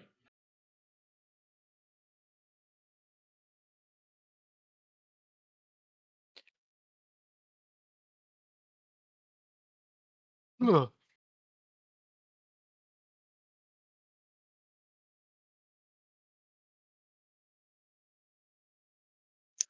Where am I? Where am I? Am I around other people in case I actually die or something? You're out on the hill. You know what? If I die, the system will let everyone. So, uh, yeah, I might as well. It was the end. It was the or not. I might as well, but it was the end goal. Everything up to the system as a goal was just going to be like the means to the end. And if I can just go to the end right now, then might as well start there. Okay. You lock in.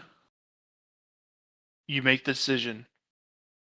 You My bad, feel universe. something essential to you crumple, as if somebody took a hammer to your shin bone, but your shin bone is you existentially. Everything fractures, and you fall over unconscious. All of your resource bars get set to 0 and for the day.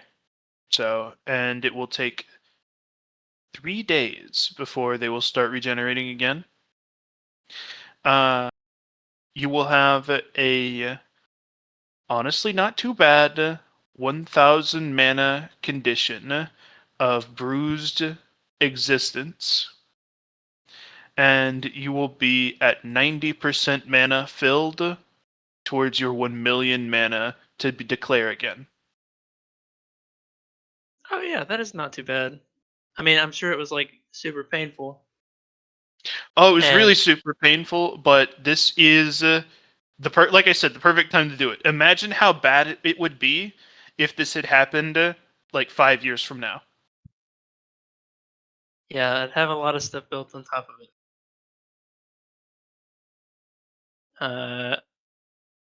But yeah, I imagine 3 days of being at 0 in every resource. I guess I'd just be in like a coma, essentially. You are just in a coma. The pain comes after with the bruised existence. And I don't know how bruised fast you can generate 10,000 mana to get rid of that. You can over can over mana like seeped over mana, can that go to conditions or is it just regenerated?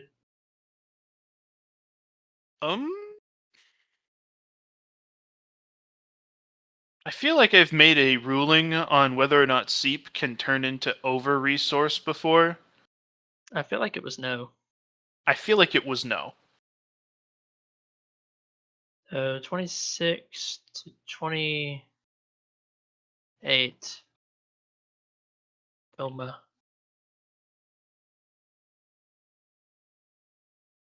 So I'll just have to regenerate it naturally, which happens over the course of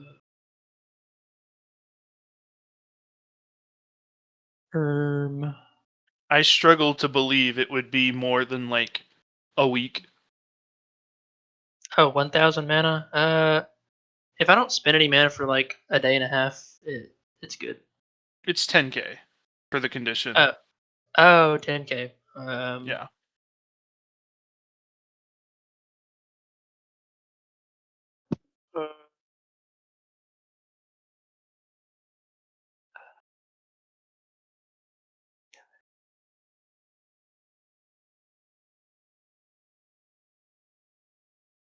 It's about 15 days.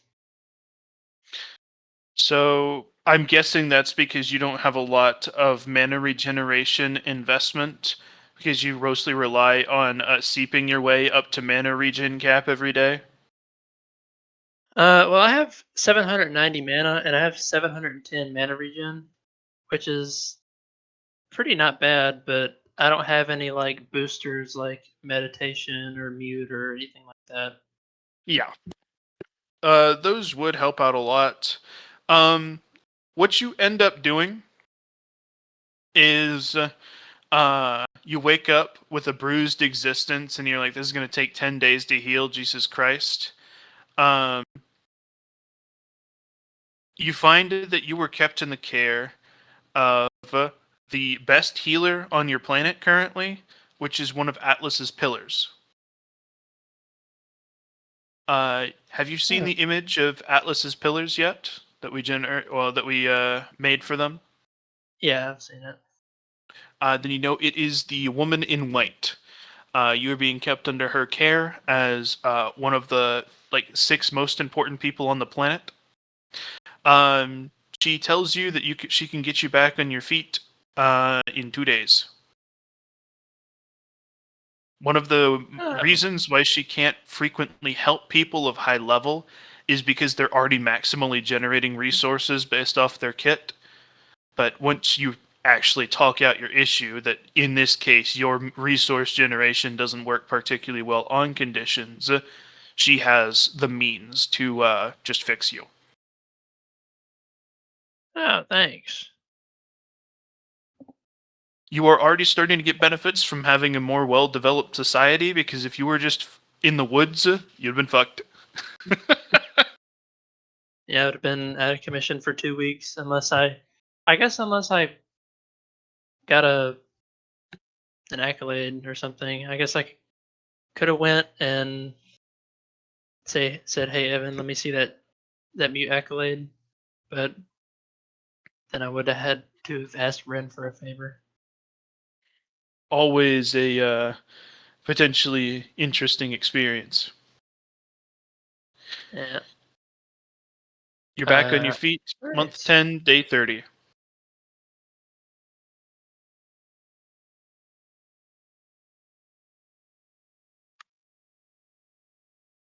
And you have 10% of a million mana to finish out before you can redeclare.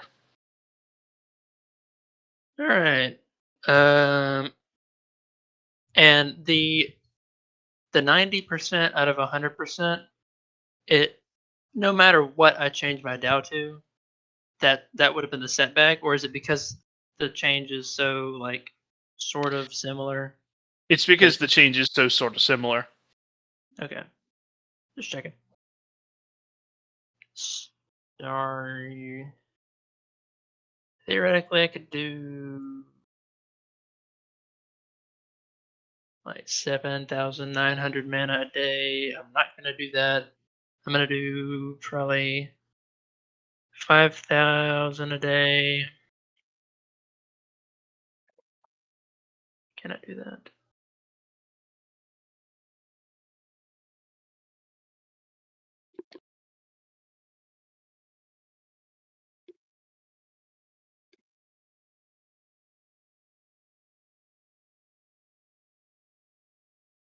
Looking at my calculator. Calc is short for calculator, by the way.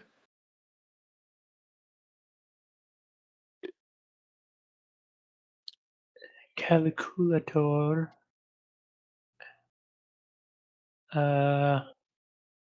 Yeah. I'll end up doing about. Wait a minute. Oh, I don't need to regenerate that much.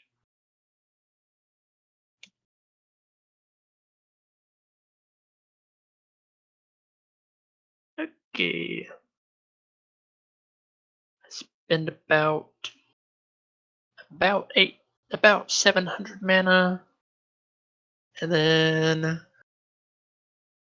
I use about 5,000 mana a day on this, and then I use about 1875 on regenerating mana. So it's not at my cap, my big cap. It's a little bit under it. So that's 20 days.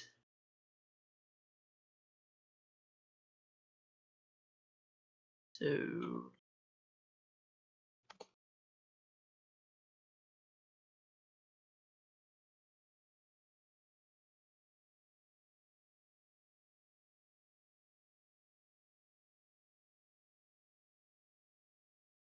So this is going to be year 1, month 10, day 30 to year 1, month 11, day 19.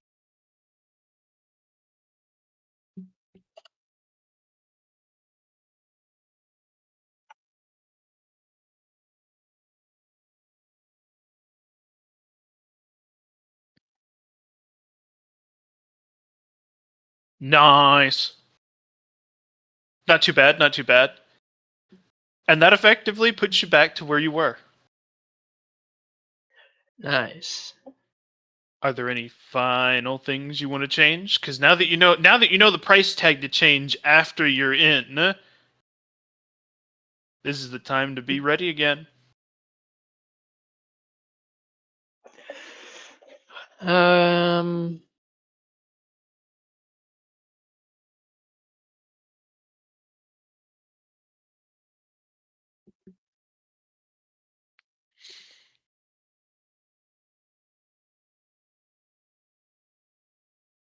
I mean, the prospect of locking in the Dow forever obviously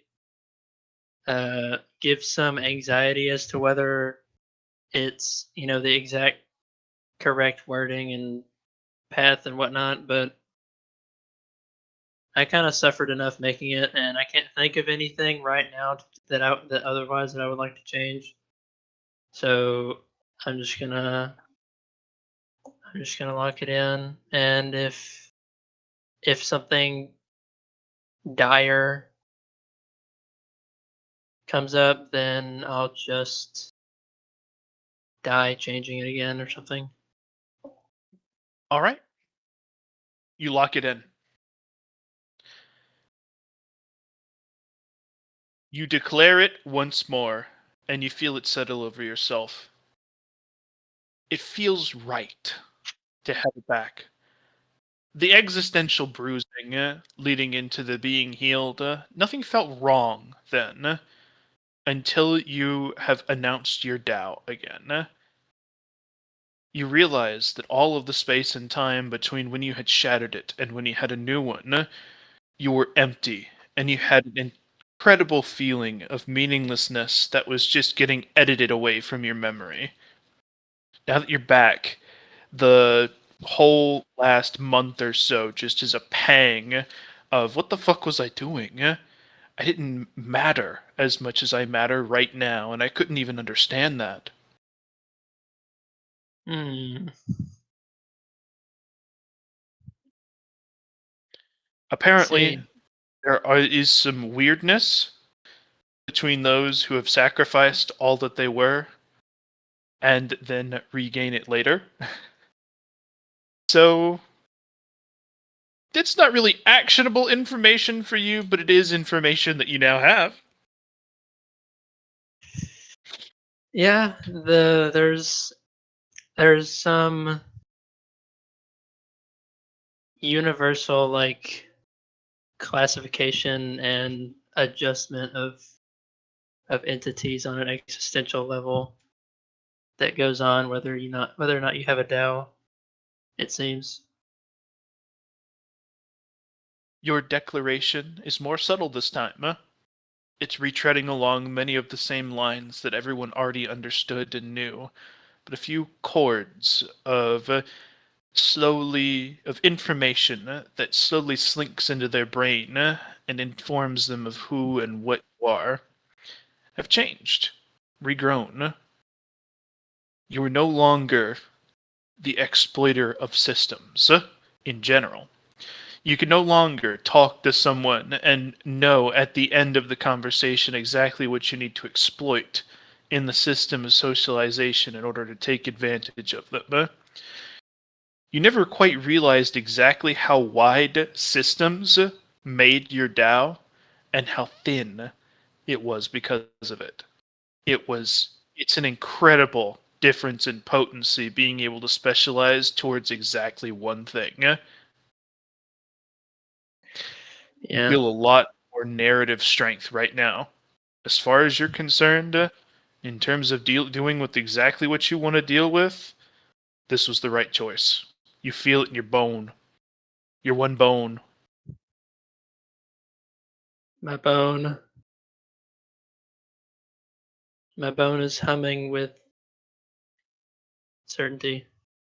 It's to the point where you feel intuitively that even without that infiltrate spell, the sheer specialization of what you now have has empowered you to the point where you can do weird shit.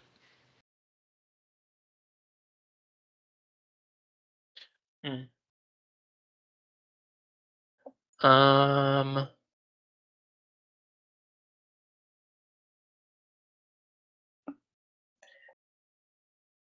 Then I guess I could see what all I can do without actually needing a way into things. So I'll try to just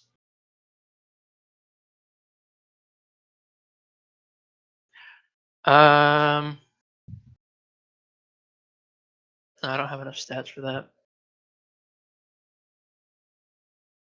Well,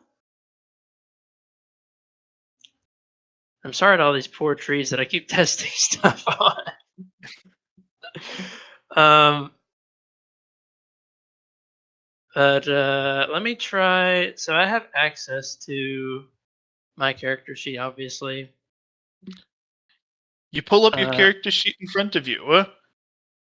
It feels different than usual at a glance.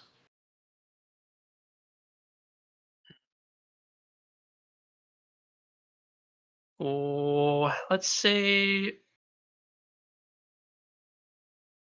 Well, I don't want to go up to a full size tree because I want to do something that would normally not hurt me.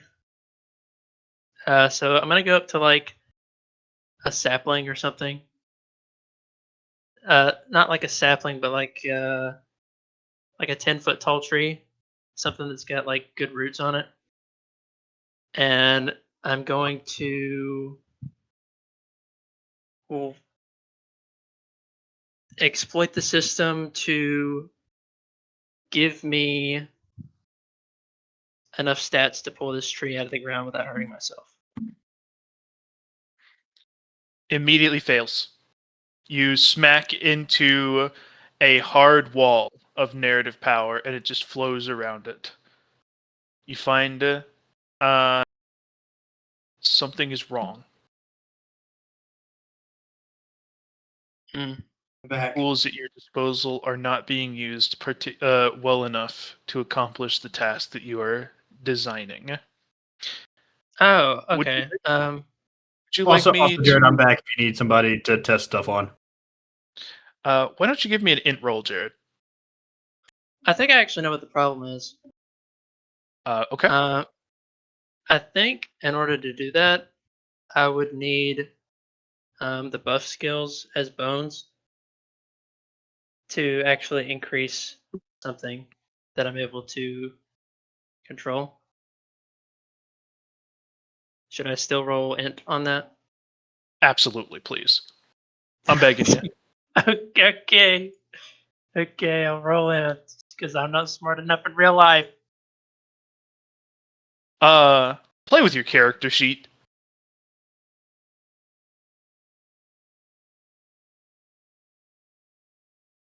It is the most direct interface you have with the system, and it's so easy access. And I gave you that it feels different to you in some strange way, and you're like, "Oh, okay." Turns it off and walks away. Oh. So I have to say, with my character sheet open, I do Wait. the thing that I did before. You pull up Or your I- character sheet. You stare at it. It's open. I lift the tree. Nothing fucking happens, Jared. Do I really gotta enter in the numbers myself?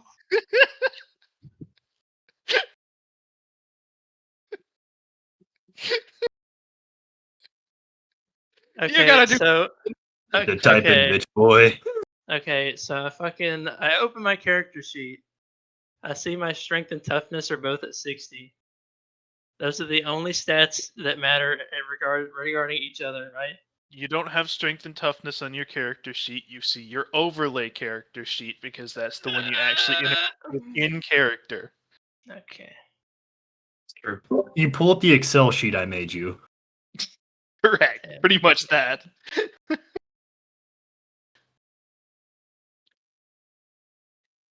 Okay.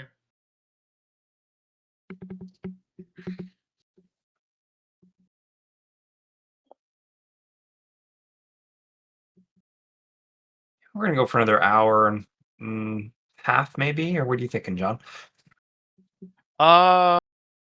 Something along those lines. Okay. Maybe I a think little more. I'm gonna head to bed, Valley. So I'll just put the timer on. Hit Hey, it for Don. 2 hours just in case. 2 hours. We All right, you probably guys- won't, but Well, it doesn't matter if it does. Like, it's just an extra little bit. So, you guys have fun. good night. Talk to you soon. Good night, Johnny. Bye bye. So the overlay stats controlling strength and toughness are might and energy. That's right. So No. It's might and Wait, wait, wait. restoration. Restoration. Or recovery. Recovery. Might and recovery. Yeah. Christian's right. Christian's right. I'm wrong. It's normally is the Might and Okay. recovery. Mm-hmm. So with my character sheet open, Uh-huh. what kind of strength modifier do you need to pull a tree out of the ground? You have no Um, idea. So I'm gonna adjust my might and recovery stats equally until I can pull the tree up. Unless something weird happens. Okay. So what happens is you say, I point at the character sheet and I concentrate really hard and I say, set the number to whatever I want. Nothing happens. That appears to be outside of your capabilities without a spell. But when you set your finger onto the actual might stat on your character sheet, you feel that the character sheet is tangible to you in a different way. It's permeable. You can feel your finger sink in with a depression a little bit into the system itself. And you can, if you invest a little more effort in, lean into your Tao, you can shove your whole hand inside.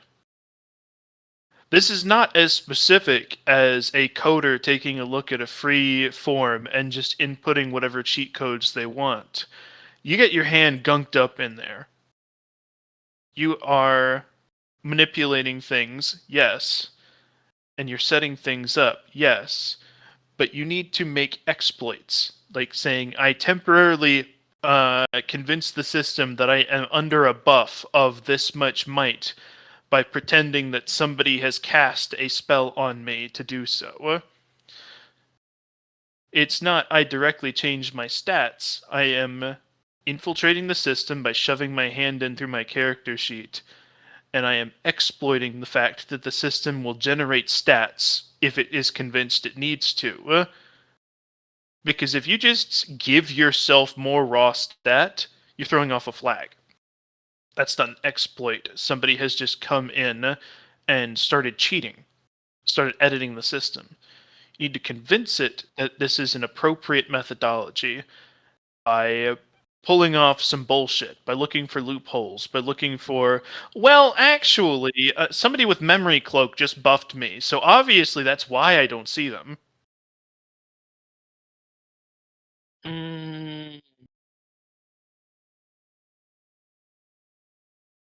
Okay. These are possible. You're going to get to where you're wanting. You're going to rip that tree out of the ground. I promise you. Unfortunately, the way you do it matters. The way you get there. It's a whole process before you get from start to end. One thing I do find funny is that Robin doesn't know the strength to recovery ratio you need to have to not blow up. Oh, yeah. I just know they're connected, so I probably assume they have to be somewhat equal. Yep. I am gonna. I guess I'll gunk my hand up in my character sheet, and I'm gonna be all He's gunking it. okay. Arbor, the Bane of Trees, just gave me this epic buff that makes me do I don't know, times 1,000 damage to trees with punches, unarmed punches, improvised weapon punches How long for does the one buff turn. last? For one turn? You clunk it, clunk it, clunk, buffers, and then it sits. You've got it. For one turn, you do times 1,000 damage to trees. All right, I punch the juvenile tree with my Yeah. bare hand. You punch it with your bare hand, and it kind of ouchies you. Deals like 1 damage back because you're not really super martially trained or all that tough. It absolutely obliterates the tree as you punch it at damage cap, and it leaves these black, crumpled crater like cracks in the air that you know are a result of somebody hitting the damage cap and effectively damaging reality for a moment there. Tree, it's gone as hell. Finally, we get somewhere. Okay. Let me look at my list of ideas.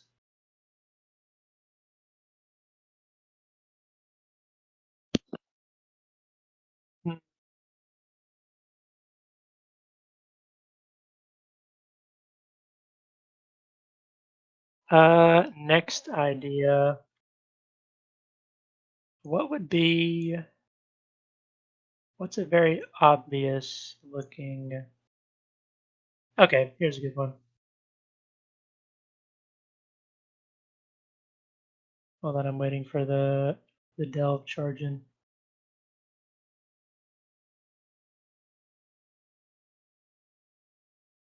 Um.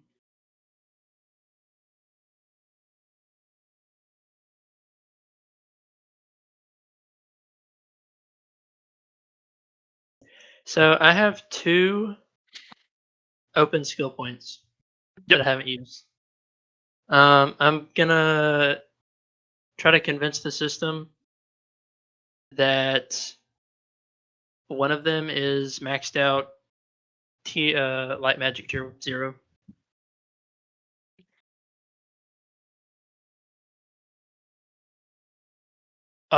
So you find that this is a step-by-step process.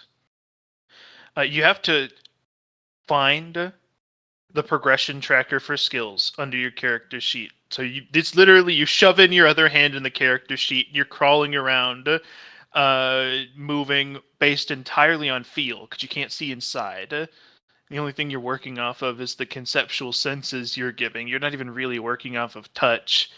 And you're like, no, no, no. Ah, here we go. These are where my tier 0 progression is.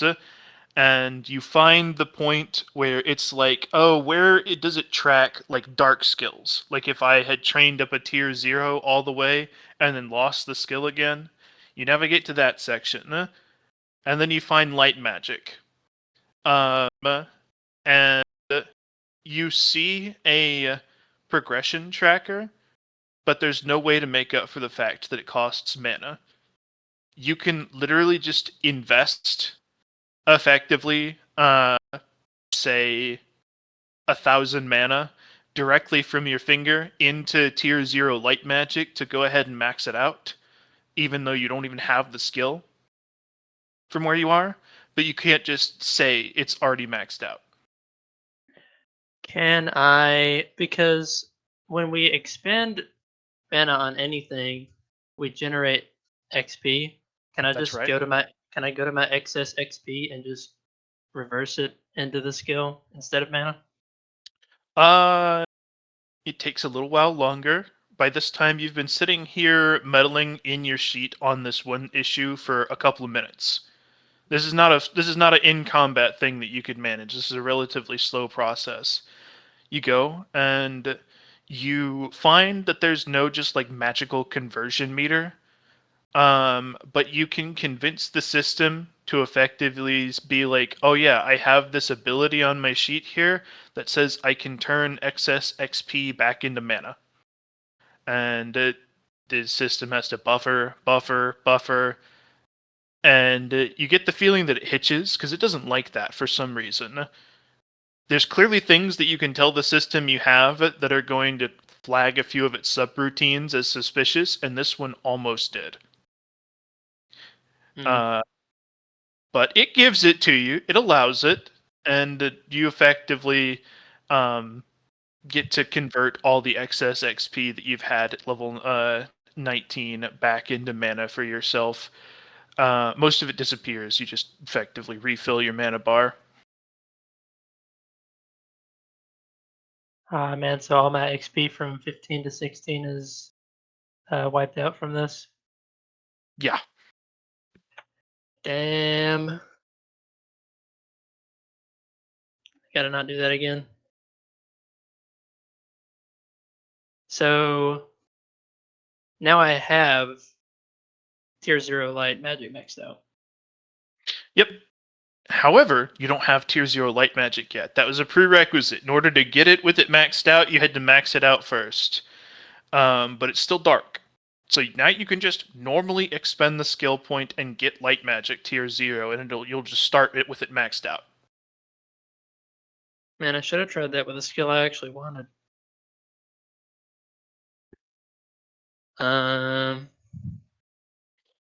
Okay, so it's as if I bought it, learned it, and then unlearned it, or Yep. and respect it. Exactly. Well, That's exactly From my what it is. understanding, this is special because when you respec a point, you start over. You do not. Oh, when we originally talked about it, it was you start over. Because I confirmed even really early on for like Johnny. Like he said, well, what if I pick up a stealth accolade and want to train it and then get rid of that stealth accolade? Will I keep it if I just pick up the point again? And I said yes. I don't remember ever saying no about that. If I did, it must have been really early. Okay. So no, what this I is not remember- already working maxed with out. it. Okay.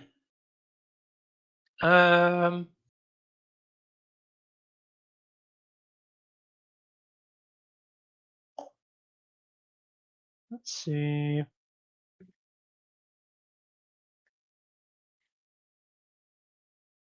There's some of the stuff that I don't want to try because it would definitely lead to a problem.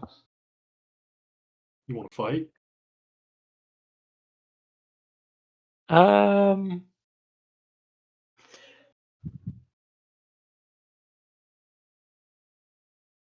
Well, John, do you have the infiltrate tier 3 already made, or would you have to give it a minute to? I needed your confirmation that that was like in game saying, "Hey John, I just say I want infiltrate tier 3, and then that'll be what I generate my malediction as." If I've got your confirmation now that that's the direction you want, I will write it up for you.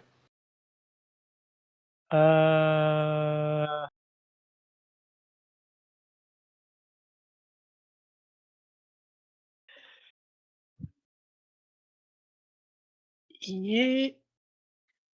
Well, hold on. It seems good. But I'm gonna because I have it accessible to me. I'm gonna ask Grandiose one more time. Hey, this is my sort of new DAO, quote unquote. Is this infiltrate aura still pretty much the best in your opinion? You wouldn't suggest any changes to it? I think that one of the things that you could make a change with depends on, like, the infiltrate aura is still, in my opinion, top tier. It's still the best option because it will allow you to access things that aren't just your character sheet. Right. I think it's very good as well from what I've thought would probably be possible with it. However, there is another option, and it would be something along the lines of I reduce this individual access point, like say you cast it on your character sheet's level of resistance to conceptual based effects, because you can make a malediction that says whatever defense you have against conceptual stuff is lessened. That is at the tier 3 level if that's all the skill does. Which would give you an easier time if all you wanted to do is fuck around with your character sheet or specifically someone else's. It'd also make you very good in combat with your support job, because you could malediction someone with you get less conceptual defense, and then your group goes and beats the shit out of that guy. I would say it would allow you both the usability of being able to really freely manipulate your like things that you can get your hands on, and still give you combat effectiveness as a debuff specialist, but it would not be as comprehensive as the I infiltrate the system in an AoE around myself. Yeah, I probably will want that one or something like it. But yeah, I'll just do infiltrate aura for now. To be clear, that other one, you're probably never going to get an opportunity to get something like that again, because that is a malediction. Both of these are maledictions. Maybe you'll get a tier 4 that you could experiment with, but there's no guarantee. And conceptual debuffing like that is not something easy to acquire. I just want to double say on this that this isn't I'll pick that up later. This is probably, by choosing the AoE infiltration, I have just not gone that path at all.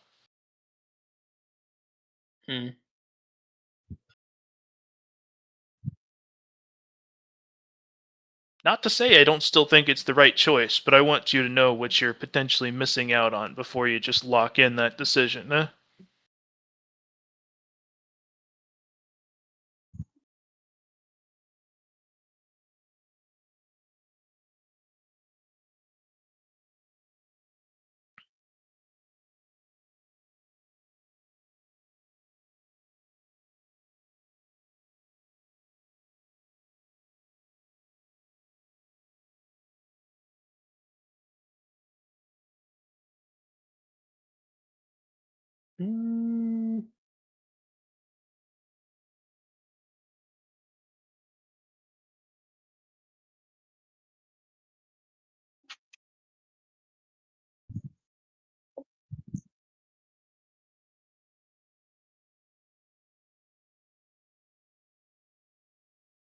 I guess that might actually be a problem. Because one of the important things about being able to exploit the system is to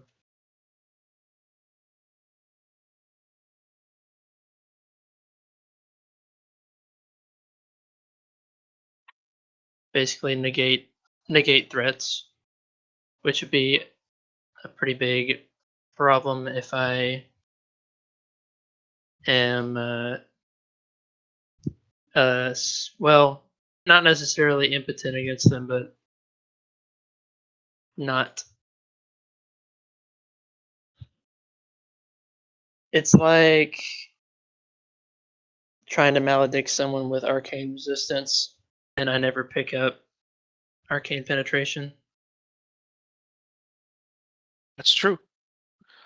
According to Grandiose, the big difference between these two is the first one is going to be battlefield control. You will absolutely dominate. You would be able to be like, within this zone, the system has declared that your movement speed is fucking 0. and as long as they didn't have an answer to that, then they're kind of fucked. But anybody over a certain level of power, people who are equals to you or even better, are going to absolutely tear through field effects. Whereas with the specialized version, the single target penetration, you lose out on mass combat. Like if 5 dudes show up to beat your ass, even if they're weaker than you, they probably will. But you can fight people who are better or stronger than you.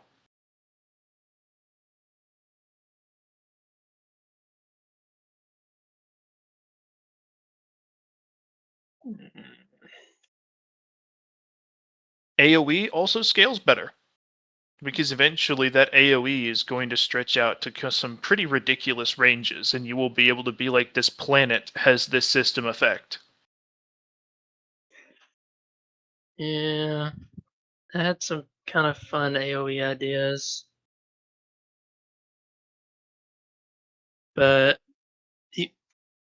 yeah, I'm still leaning towards the AoE, but it will be annoying to be like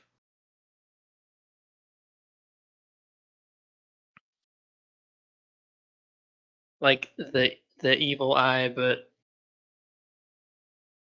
I'm kind of like a well, I mean, just feels like a kind of get it would feel a little bad sometimes, basically. That's kind of how specialization works in general. You get really Yeah. fucking good at one thing in exchange for being a little worse at others. I can't be good at everything. What the heck? Sadly not. What the flip?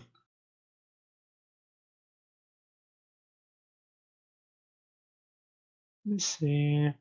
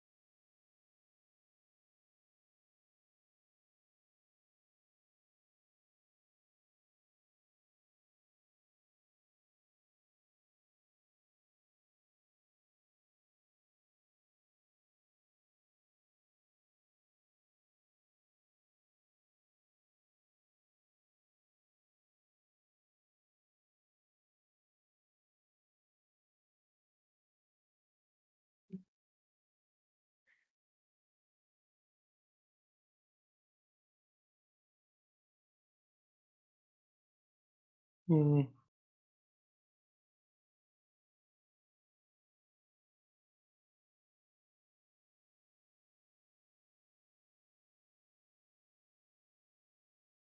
Anything else I wanted to do takes less time.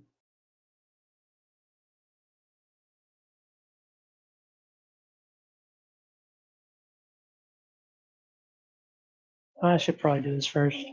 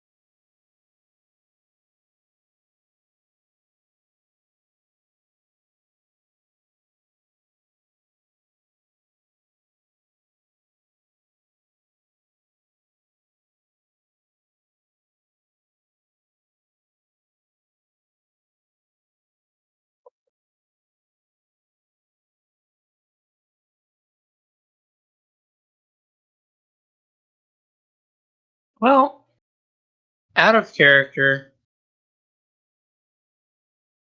a lot of the stuff that we have to do in campaigns is not group anything. So Hmm. it would almost invariably be stronger to do like the focused malediction.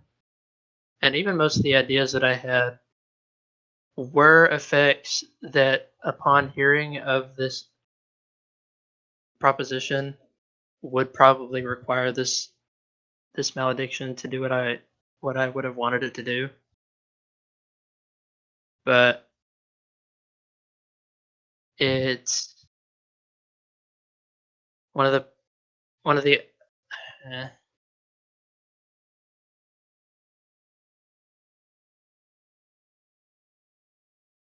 but there is a lot of value in the AoE as well, especially when we go delving.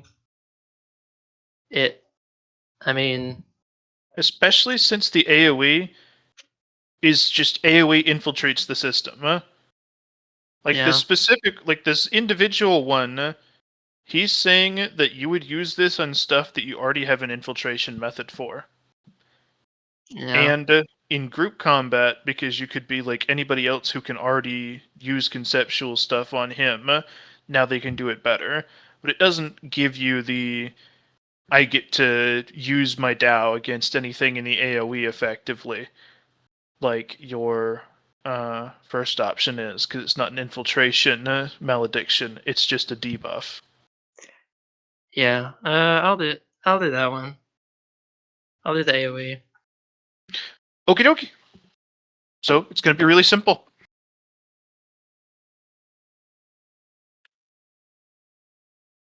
Swag. Uh,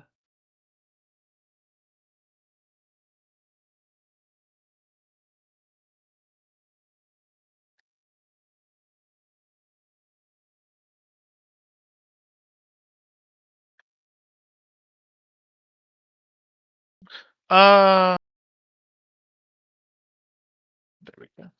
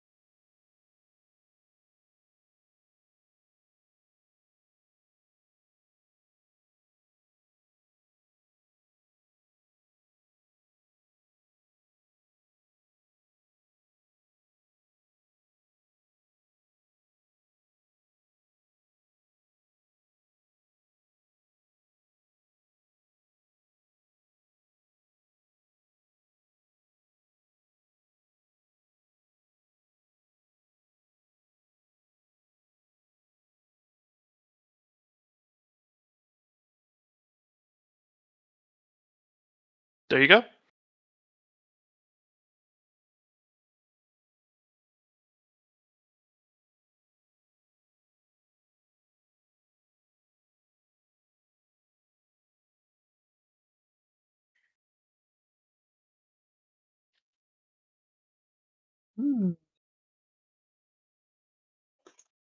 Okay.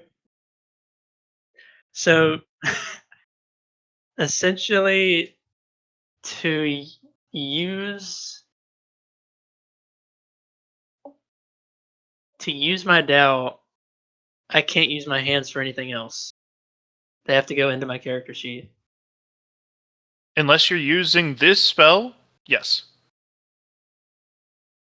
So if I'm using this spell, I don't have to have my character sheet open and That's my hands correct. in it. The reason why you had to have your character sheet open and your hands in it, because that was your only method of infiltrating the system. So on level 1, it says that I do have to shove my hands in my character sheet, but that's not correct.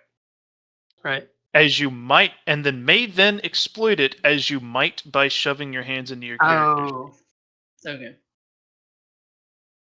Okay.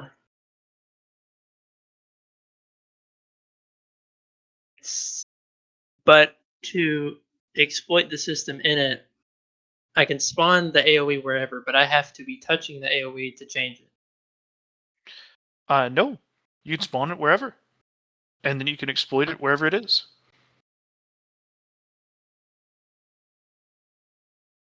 Can I move it? Once it's set, no, you'd have to recast, unless you have attached it to yourself, in which case it becomes an aura and moves as you do. If I don't use it as an aura, I can cast more than one of it. I'm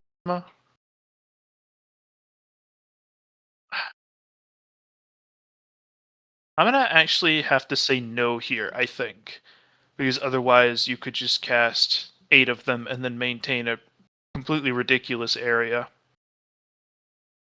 Okay, so this is. Would you consider this an aura that I can cast within a certain range and not always on myself, or is it not an aura all the time? It just has that restriction on it.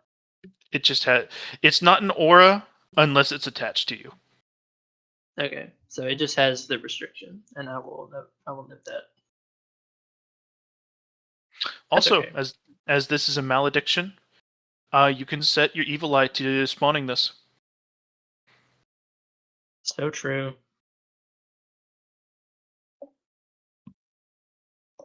So true. Also, big weakness.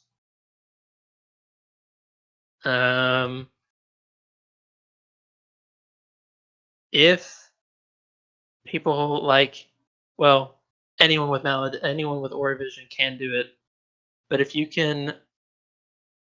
have 100 arcane resistance and have like the ability to manhandle magic, basically, Mm-hmm.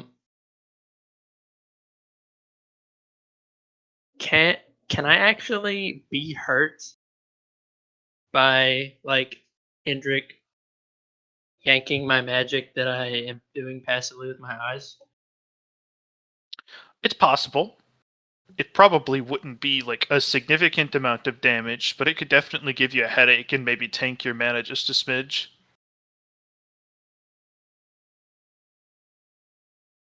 That's 'Cause- specifically with Hendrik, though, and you don't know if other people have stuff like, if I touch one of your spells, I shock you through it, or some bullshit like that. yeah, that's one of the things that I was kind of worried about with that. Could you not? But Oh, sorry. Go ahead. I was just gonna say, but we don't have any way to test that other than with Atlas. I can technically make myself as strong as a normal person.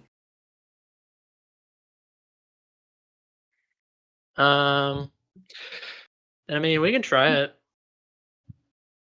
If Atlas wants to continue to train.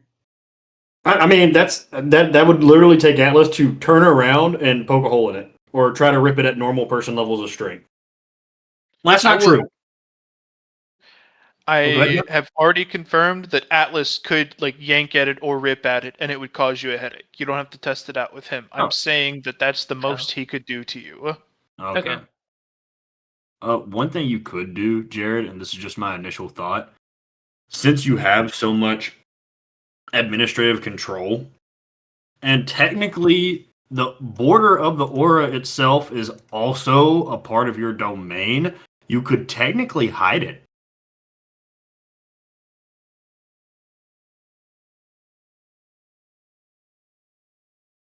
Mm, oh, like by saying that. You go into the system, you pull up this spell, you turn down the opacity. It's not seeable. You turn it to 0. That might not be something feasible for you to do, but you could convince the system, as long as you knew what to look for, that you had, say, a spell or skill that did that to your spells. In the same I'm way gonna. that you convinced it that you had a temporary buff of times 1000 damage to trees, you could convince it that you have a temporary skill of spell invisibility or some bullshit like that. Yeah, because with this ability, I was fine with being upfront about what my Tao is to others, exclaiming it to the universe and whatnot, because other people knowing what my Tao is doesn't really give them exceptional insight as to what I actually do. Same. So being able to exercise discretion with the actual abilities is going to be somewhat important. Yeah, if they don't know that- to that- look for it and you hide it, they're not going to know to, like, peer further. Yeah, and that would actually be a good skill to just have. Mhm. But I would need some kind of like, I imagine you would need dark magic plus one of the utility magic branches. I would say probably magic general.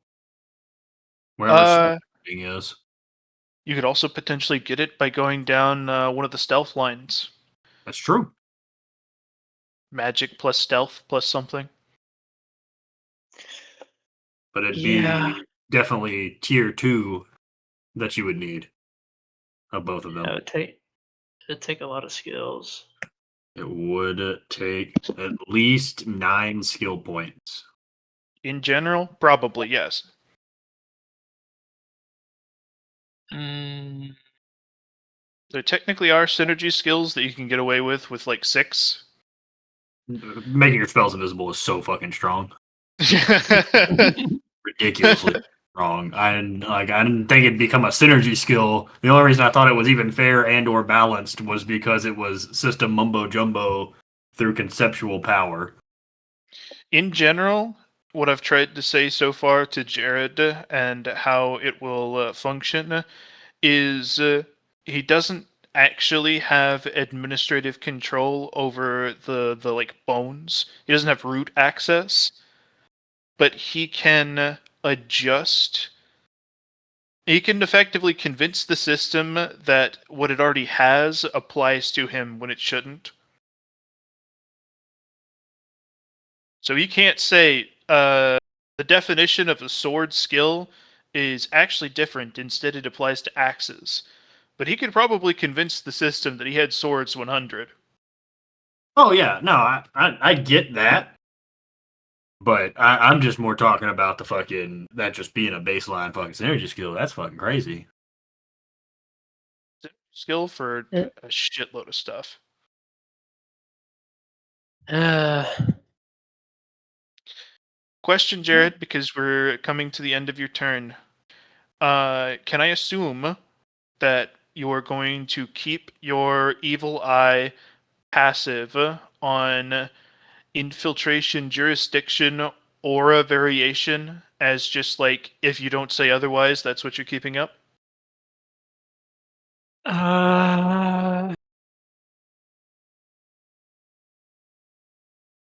If you want to keep it secret, I probably should. well, it doesn't have. I don't have to have it active all the time. It's just Oh, if I can use if I want to use it, it's immediately active. oh, okay, never mind. I thought it was just like constantly projecting it. No, but yeah, I guess well, I've never done an aura for my eyes, but I guess it wouldn't be any different. Uh, So It would sure. actually be constant. You could keep it up constantly, if as long as you wanted to. That's why I was asking. Wait, Because it will offer you some survivability to have that up all the time, which you would be paying for by saying, "Oh, I visibly have an aura spell cast on me all the time." oh yeah, if I wanted to keep it secret and I didn't have, or if I wanted it, well, secret, quote unquote, but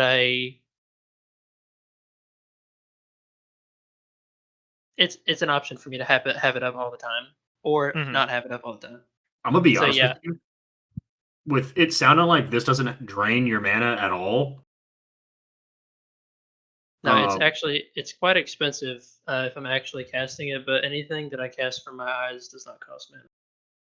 What I was gonna Yes. say is it might be good to make it an aura on yourself, and before you do it, use your fiddle with the system to make a buff that says the next spell I cast is invisible. And then you don't have to worry about keeping a constant Dow spell up. It's a one-time buff that applies to your next skill. If the next spell you use is your infiltration, then you have a guaranteed invisible aura around you at all times that, like, we might see it eventually if we are around it too much, but you're going to reset it, so we don't have to worry about that. That would be the way I would go about it, of just keeping it up around me at all times. Well, you don't have, what's it called? You don't have instant coma, so you can't remain sentient while you're asleep, so you couldn't keep it up at all times, but yeah, you started your day. That's Atlas's opinion. Well, not Atlas, because you didn't tell Atlas. That's my opinion. That would be, that's definitely down the exploitation line. Kind of like squeezing more out of your exploit than normal by applying a power to the next thing that you do. Yeah. It only works once because most things aren't going to be continuous like this. But like that's a good way to get a strong power because it's probably assuming like that spell would probably be made for like somebody shooting a lightning bolt from really far away. Like to snipe somebody or use a stealth attack. But you using it to keep an aura hidden is really good. Very true. If It works. I'm going to go ahead and say this is where you finish off, Jared, but I hope you now realize the difference between having exactly the appropriate Dao and having one that's only mostly good. Yeah. Because, 'Cause, like you said, it's actually a system versus one specific system is very. It's technically a small change in verbiage, but it's actually like an incredible narrowing of what the DAO actually is for. Just like a comically silly amount of narrowing, which has given you the ability to actually do what you want to do with it. Yeah. All right. The deity controlling the system like I normally would. He already did. Well, he met the one who made it. That's History done. controlling, not the one that made it. Oh, controlling? Well, as far as you guys know, there isn't one. Uh-huh. I'm sure going down the path of fiddling in the system's not going to make him meet some otherworldly fucking nightmare abomination that's going to mark him for life. I wouldn't know anything about stuff like that. You wouldn't know anything about stuff like that. Give me a Mhm. second to go pee, and then we will get you started, Christian. Okay. No, it's gonna be a fucking hard knock life. Exploiting the system path. You know. Like I said, you take the reins, my boy. Take them from me. I'm going to be Punch Man. Finally, someone else can suffer. Eric had. Bro, this is the most uninvolved with like stuff I've ever been as a D&D player. And it's kind of sucked, but it's also like so nice. I'm just over here like I was talking to Braden today, and I was like, what if I got like some like elemental some item, then I put it in my mouth, and since my my breath is probably already at the level of a juvenile dragon, I could probably change the like elemental breath of Atlas. And they're both like, yeah, but why would you do that? I'm like, I don't know, it'd be cool. It would look cool. Bro, tell me fucking it would Atlas. be cool. Yeah, tell me Atlas blowing out fucking fire would not go hard as fuck. And then I told him that John would probably balance it around the fact that it'd just be an inefficient flamethrower. Yeah. But dude, imagine like Johnny makes you a set of fake teeth and you pop one out and crush it for elemental like breath as a surprise. That's what I'm saying. Like some kind of like But what we were talking about is it would be better to get like a mask or a crafted item that would enhance it. but it's also like or I could just go upgrade my sword. Yeah. I mean, you don't have to do everything just because it's the easiest and simplest option. Sometimes you do things because they are cool. I know, and that's the problem. That's all Atlas is. I thought this would be cool, the character.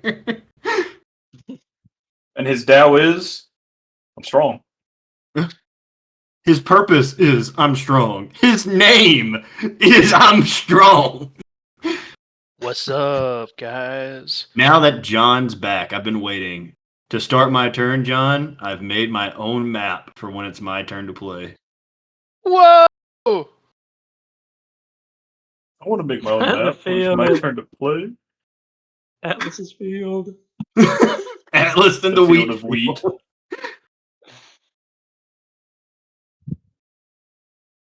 Excuse me. You're not a 2x2. Yeah, and a fucking thing of wheat isn't a fucking 4x4, John. Could be. Pretty sure on Starter Town we're like fucking 10x10s. Way bigger. All right. What are you doing with your turn, huh? As you're sitting in this field of wheat, staring up at the sun to train your eyes. I'm going. Damn, I'm bored.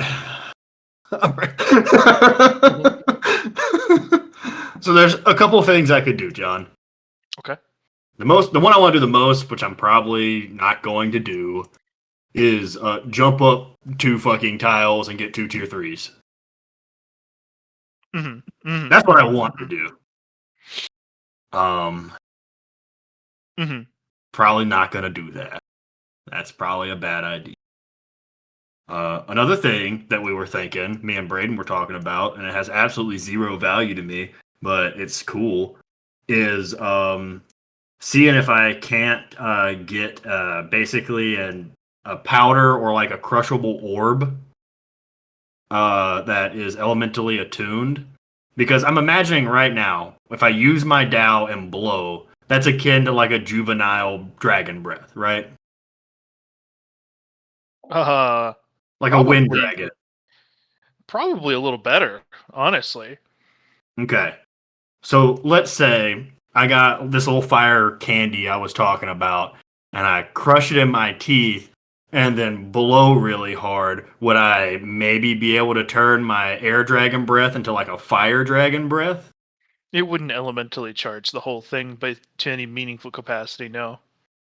That's what I thought your answer would be, but I figured I'd. You just turn your air dragon breath into like a warm air dragon breath. Bro, I could make so much money as a sauna. The next thing that I probably should do, John. Also, roll me an intelligence. Oh, that came out of nowhere. Want to Well, that's level 2. allow you to understand something. I understand. Atlas, how do you generate heat? How do you generate heat? How do you generate heat? Friction? Okay. friction is technically not wrong. Friction is actually the most scientifically correct. Yeah, that's how he's generated, John. It's movement but friction. Exciting Technically not molecules. That's what I was going to get to. You excite molecules. Okay. Why don't you make some heat? I clap my hands together. I start rubbing my hands together really fast with the purpose of creating heat. No, the purpose of exciting molecules. Is Atlas smart enough to know that? That's what the intelligence was for. Okay, the purpose of exciting molecules. The clap your hands together, even Uh-huh. before you start rubbing, was all it takes to encase them in a plasma sheath, like you were falling from the orbit. Once you start rubbing, you start putting off so much heat instantly that all of the weed around you lights on fire. And I just made this map. and if you weren't resistant to heat 100, you would immediately start taking really heavy damage. Hey, Robin. Fuck off! No, you want to see something cool from way over there? I see it. I see that shit you're doing over there. Come on, just step a little closer. I did a welly mask. Anyway, John, continue. Sorry. So if you want to, how you say, generate some heat for like a flame breath, it's not outside of your capabilities. You don't have to go find a little marble. Oh, so wait, if I do this and then I like cuff my hands over my mouth and blow through it? You try it, you make a pretty damn decent flame breath. Okay, Atlas has a new purpose. He's got Also, Hmm? roll me another intelligence, this time -10. Okay. Also, John, do my fists remain on fire? Until they let loose enough heat. Because you're not a single digit. So smart. Hey Atlas. Uh-huh. You punched through Robin the other day whenever you said, well, the purpose of this is to not hit him. That's not Okay. scientifically feasible. That's true. So what if? Okay. Are you going to immediately go off that, or do you want what you got from your 3? I want what I got from my 3. Are you crazy? You say, I think my hands are kind of done being hot. I'm going to clap them together again. Okay. The purpose of this force is to not excite these, is to remove the energy from the molecules. Okay.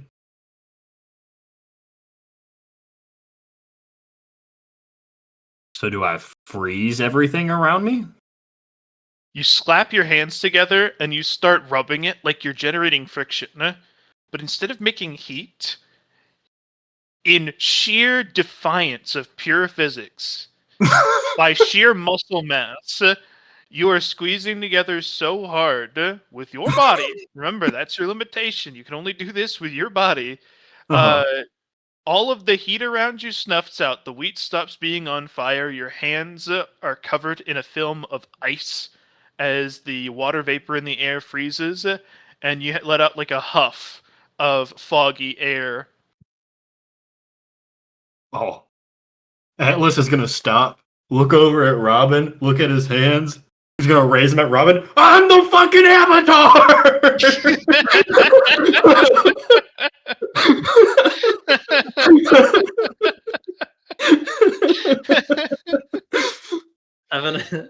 I basically, Robin looks at you like Squidward does to SpongeBob off of his lawn chair, like raising up his sunglasses and then back down to read the newspaper.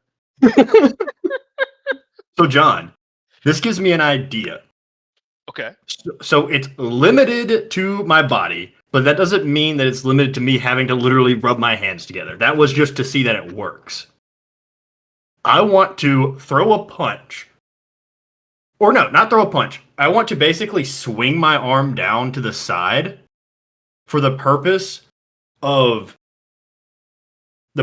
gather energy and ignite my arm.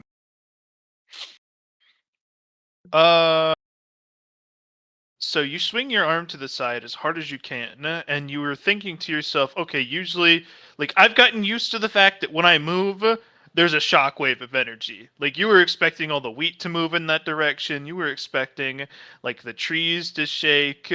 That's just who you are.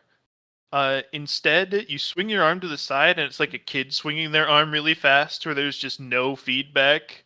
But as soon as you do, your arm lights up with just this intense flame, and it's burning at your suit.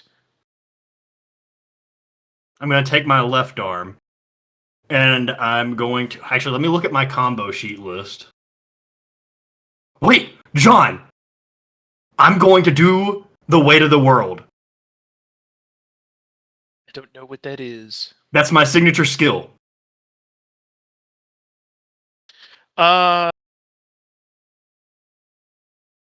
You have your signature skill. What sword are you using?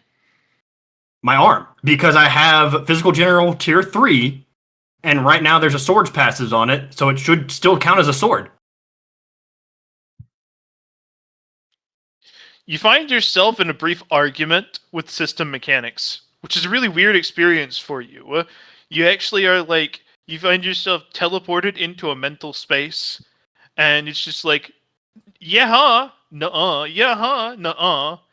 Unfortunately, you are a stubborn bastard, and eventually you get it to agree, but it's not happy about it.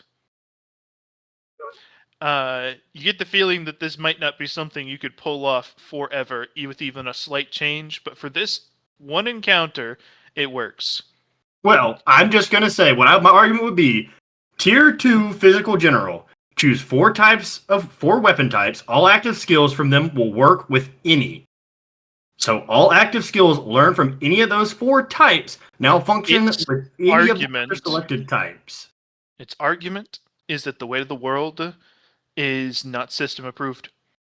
So it has no responsibility to agree to any of its own rulings on something you learned without its permission. And since it's not a part of the system, it is not restricted by me having to use it with a sword. I could use it with a stick, but the wave of energy wouldn't go off.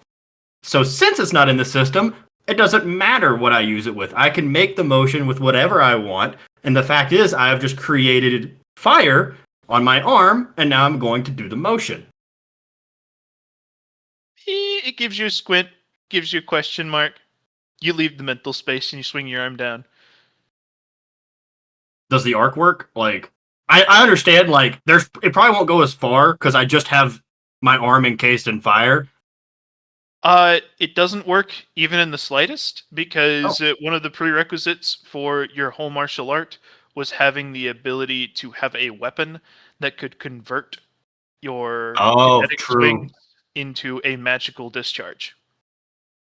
So, okay, that's fine. I reignite my arm, and then I'm going to do the exact opposite with my left arm. I'm going to swing it down for the purpose of basically removing all energy from my arm and casting a frostbite on it, essentially.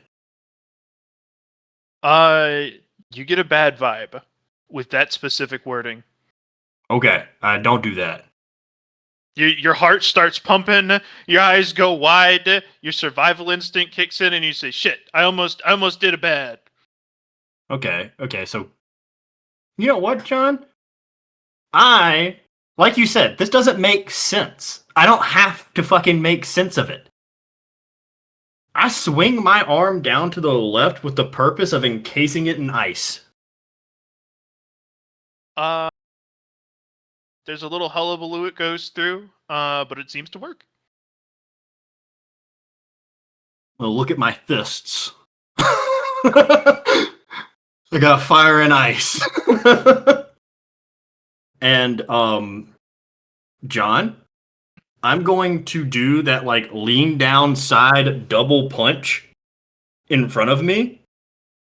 I know With exactly the which one you're talking about. Oh, I know you do. With the purpose of propelling the elements on my arms forward.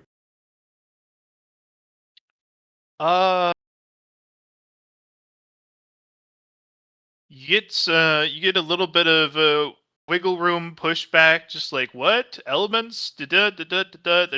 There's some working on there with language that the universe needs to understand, but it gets your vibe. You're a pretty straightforward person. No, I say Occasionally, elements is what I know it as from Earth. They would know what we called fire and ice and all that. well, elements would not be necessarily what would actually be the meaningful answer there, because it would Okay. you would think periodic table. True. So for you, especially because neither of these are magic. If they were magic, it would know exactly what you're talking about, but you don't have magical flame or magical ice on your arms. You have ice and fire. I'm just on fire. And so since it's not periodic table and it's not magical elements, it took a minute to actually understand what you were going for. But eventually you get it to shoot off of your arms, and it does so. And it's just like, it's kind of funny because you do like the double hand motion and you see the sheath of ice that was on your arm just like pop off and shoot forward. And it does the same thing. So it's like a ice copy of your arm and a fire copy of your arm shoot forward like missiles and hit a tree, and they both blow up. Okay, I was wondering if they would combine midair, like collide midair. Didn't happen. Really? Okay. All right. Next test I need to make. I'm gonna need Tank Boy from the pillars. He shows up, no questions asked. I go, all right. Bear with me, and I cover my hands in flames. And I go, wait a second. How can we tell if this is fire damage? You're immune to fire damage. Do we have anybody in the city that's good at seeing damage numbers? The wizard. Wizard lady, come here. She pops up. Sup, boss? All right, tell me if this does fire damage.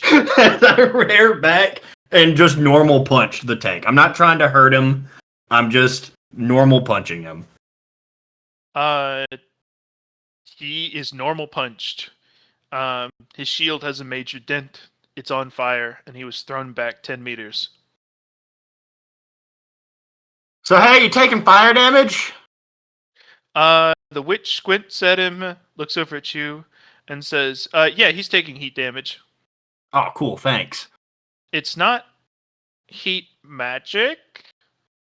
I can tell. Hey boss, you know I'm kind of like your magic researcher for at least for the pillars. You got any like specific questions that I can answer about what you're trying to do with all this fire punching stuff? Oh, so I thought about it, right? And Hmm. I was out in my wheat field. You know the one I'm talking about. And Yeah, we're here right now. oh, that's right. Yo, you guys are fast. I'm back. What I Um, miss? I can light my hand on fire and punch people with it. Naturally. So basically, I'm actually giving the rundown to my mage, so you're about to get the full synapse. Perfect time. So I was out here in my wheat field, and I was thinking about it, and I was like, man, you know, my breath is so strong that it's almost like a dragon breath. And I was like, wait a second, what if I take like elemental and chew on it and then blow? And I was like, well, that wouldn't work. So then I tried to experiment by making heat by rubbing my hands together, and then that made like really hot fire. So then I was like, well, what if I can just do that and encase my arm in fire by exciting the energy of molecules? And then I throw my arm to the side and light it on fire again and go, and then I got this. I raise up my hand, just completely engulfed in flames. She takes a few steps back because it's really hot. I can also do this, and I cover it in ice.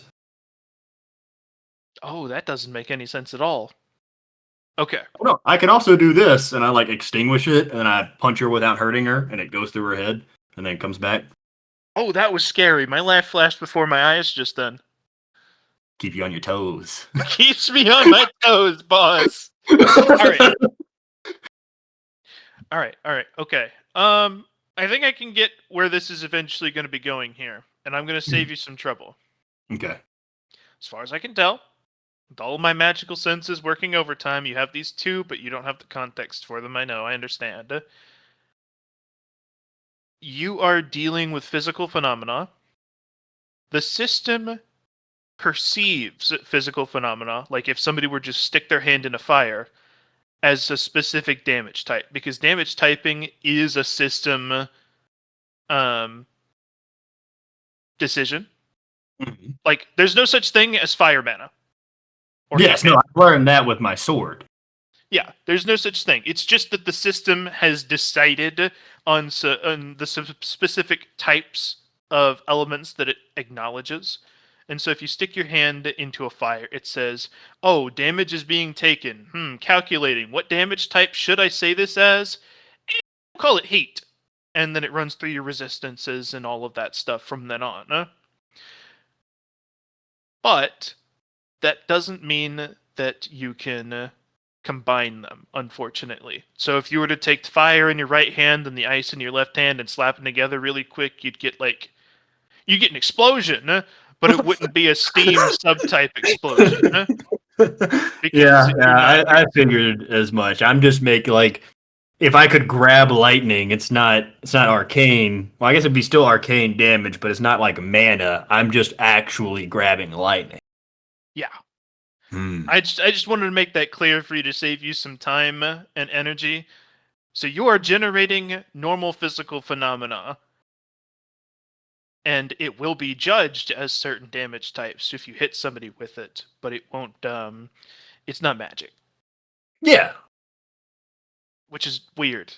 How you But- doing? Not magic, boss. Hmm? How are you doing? Not magic. I'm gonna rest my hand on her head and go, that's for you to find out. If I told you, I'd only disrupt your path.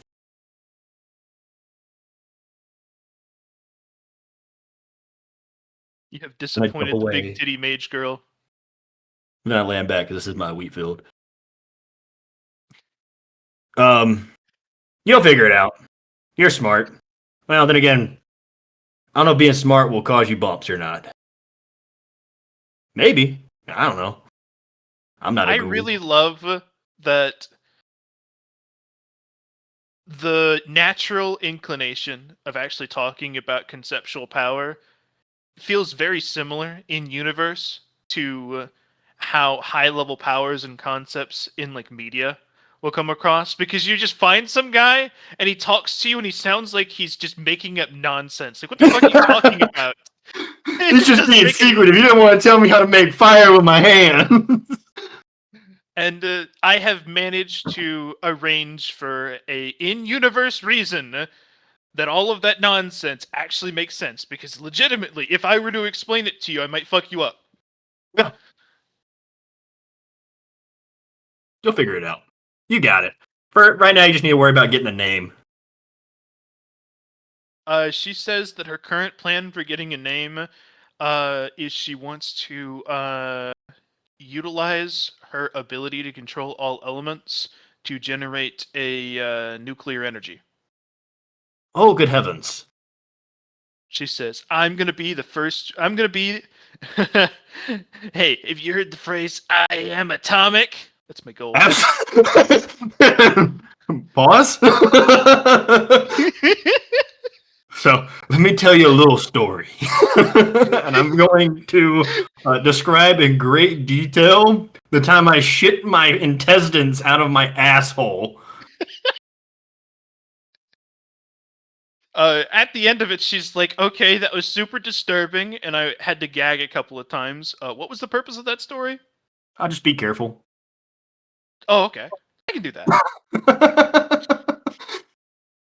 Just be careful and make sure. Don't be like me. Make sure there are contingency plans for if it goes wrong. I beg you. My contingency was my buddy Randy. Yeah, my contingency was another founder and a whole bunch of healing potions. But you, Don't worry. are making Anytime I new. do hefty experiments, I have our healer cast the "You can't permanently die" button on me. well, yes, but you are playing with a nuke. I Just mean, put a nuke in my pussy. it kind of. I mean, I bet it would still work if I was like left as like like a nuclear shadow on the ground. I'd probably be suffering pretty bad though. The healer would eventually get me back up. You've hit us harder than that before. No, I've never turned you into a shadow. And what about what about the surrounding wildlife and possible people? Huh? You mean, huh? What about them? Okay, John, let me be very clear. The whole purpose and their purpose upon me picking them up and agreeing to have them be a pillar was to protect the citizens of Terra. All right. So what you find here, Atlas, the mage, she's not evil. She's obsessive. She's like you. She is in the midst of doing the whatever it takes to solve a problem, and that she sees nothing past it. Okay. This is bad. You're like me. But you have magical power. I'm just a strong guy. Your strength is beyond magical, Christian. You're not here, Andy. Magic's pretty strong. I watched it eviscerate a whole pack of wolves going 4 whole tiles. We were level 5. We were level 5. Might as well have been age 5. Yeah. Now he's a dragon. Now he. So here's what I'm gonna want you to do. All right. Okay. I want you to use some of your allowance. If you have to save up, that's fine. Okay. To purchase a room to experiment in. Got it. That you cast from the outside of the room into the inside of the room, and then that room contains it. And I want you to Pretty take late. that building and put it 1 tile over. She says, okay. You've slowed her down in exchange for avoiding a nuclear explosion randomly happening in Bastion. Good. I'm glad I asked. I'm going to call Gun Gear now. Sup, boss? Did you know about how the mage was going to get her tier 3? No, she's been keeping it pretty secretive from us. I think she was just excited to show it off. She must be close. What was Okay. it? Okay. I'm gathering all there's only one missing. Healer, I know you're around here somewhere. You're missing the karate guy. And Karate Man. I forgot there's 5 of you. He says, I'm easily forgotten unless I have my hands on you. All right. Shh. Shit. From now on, Shut the fuck up. Don't say that again. you stop saying weird shit. But, all right. From now on, all tier 3 ideas need to go through Gun Gear. Gun Gear, you are now you are the captain. You are responsible for not letting someone create a nuke in Bastion. Oh, that probably would have been bad. You don't say. For some You know- reason, they turn to look at the healer for a moment, but then the healer shakes their head and they turn to look at the mage instead, who I don't looks even guilty. want to know. I don't want to know. I do not want to know. Okay. And if you are unsure, Gun Gear, message me. Oh, okay. Thank you. We have a hierarchy now. You guys tell Gun Gear. Gun Gear tells me. I guess Gun Gear, if you want to do something dangerous, you ask me. Okay, boss. He salutes. Okay, disperse. They all run off to go about their business. You realize that this team that you have made to actually take out high-tier threats, they're all crazy as fuck. They have to be to do this job, but it's not. There's not really stable in some ways. I look over at Jared in his lawn chair. You hear these guys? Or Robin? I have supervision, not super hearing. Well, not for long, actually. Well, I mean, can't you read their fucking lips then? Yeah, I was just making an excuse. I was making an excuse to not get involved. I mean, you're not really involved. I'm just like, that's some crazy shit, right? Yeah, I thought she was gonna say something about making nuclear energy for like power. I was like, yeah, that's actually pretty cool. And then she's meant bombs. Yeah, no, there's actually no need for power in our cities. It's all powered by the system. Mm. And they are war machines that I selectively trained. You know she's making that nuke not just for the name, but to try it on you the next time she gets the chance. I believe I'm going to be hit with a nuke at some point, Robin. Well, And with how cracked her ideas is, you're absolutely certain that if she can get the chance, she's gonna put it as an enchantment on Gun Gear's I shoot you 100 times per round, and he's gonna shoot it at you from 10 miles away. Maybe it with multiple nukes from 10 miles away. that's not just okay, I make a fire tornado on a square. This square is not habitable ever again for like 1,000 years. Well, I'm it gonna make- depends. If it's a like nuclear bomb or like a hydrogen bomb, because if they are making it a nuclear fallout bomb. Oh yeah, things cooked. Okay, good point. I'm gonna message her right now. I'm gonna pull up. She's just saved in my contact as the mage because she doesn't get the right to have a name yet. Uh-huh. And I click on her and go, "Hey, also make sure it is not radioactive. She says, "Can't do, boss." Can't figure it out. What do you mean? Can't do, boss. That's part of Figure the- it out." She stops answering. You realize I can come to your location at any point, right? Gonna radiation poison all of our cities, reset all of our progress, kill all of our citizens. Anyways. Hey, Robin. Do you know how lightning works? Sure.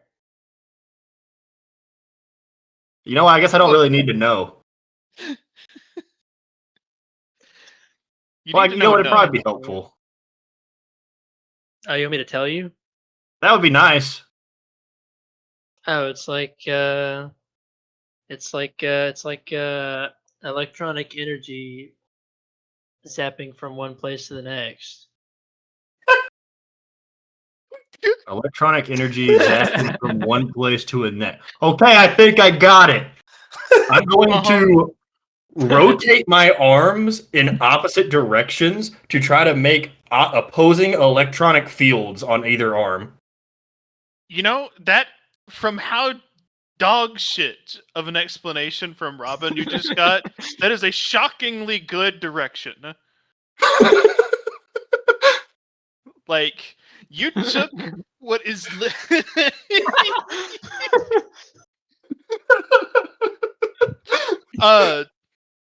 And that is genuinely what I got from what he said. As a person. yeah, eventually you feel that there's like a static electricity in the air, and you stop spinning your arms, and you put your hands in front of you, kind of like sumo pose, Mhm. and a crack of energy flashes between them, and the negative positive imbalance equalizes with the lightning bolt between your hands. That's only good for one. It was only good for one. I did it! Nice. You're welcome for the explanation. I'm gonna do it again, John. But this time, instead of sumo posing with my hands, we can agree that we saw TV in our other world, right? Like we can Once or reference twice. those. Okay. I'm gonna do the like redirect lightning thing from Avatar. And basically the purpose is to shoot the electronic reaction out whenever I sling my arm. You slam into a wall. Okay. I figured that was coming eventually. I was trying to push the limits. Yeah, this is where you hit your limit. Okay. Simply because you're attempting to manipulate an energy that is not you necessarily, Okay. without actually being able to grab it. Because generating a positive charge in your hands based off swinging it, positive, negative, easy enough. Holding out your hands, well, that's just science. It's equalized between you. Controlling that reaction as it happens is beyond your capabilities. Oh, then I got an idea. I do it again, but this time I slam my hands together with the purpose of dispersing, like basically compressing the reaction and making it shoot out of the gaps in my hands. That works.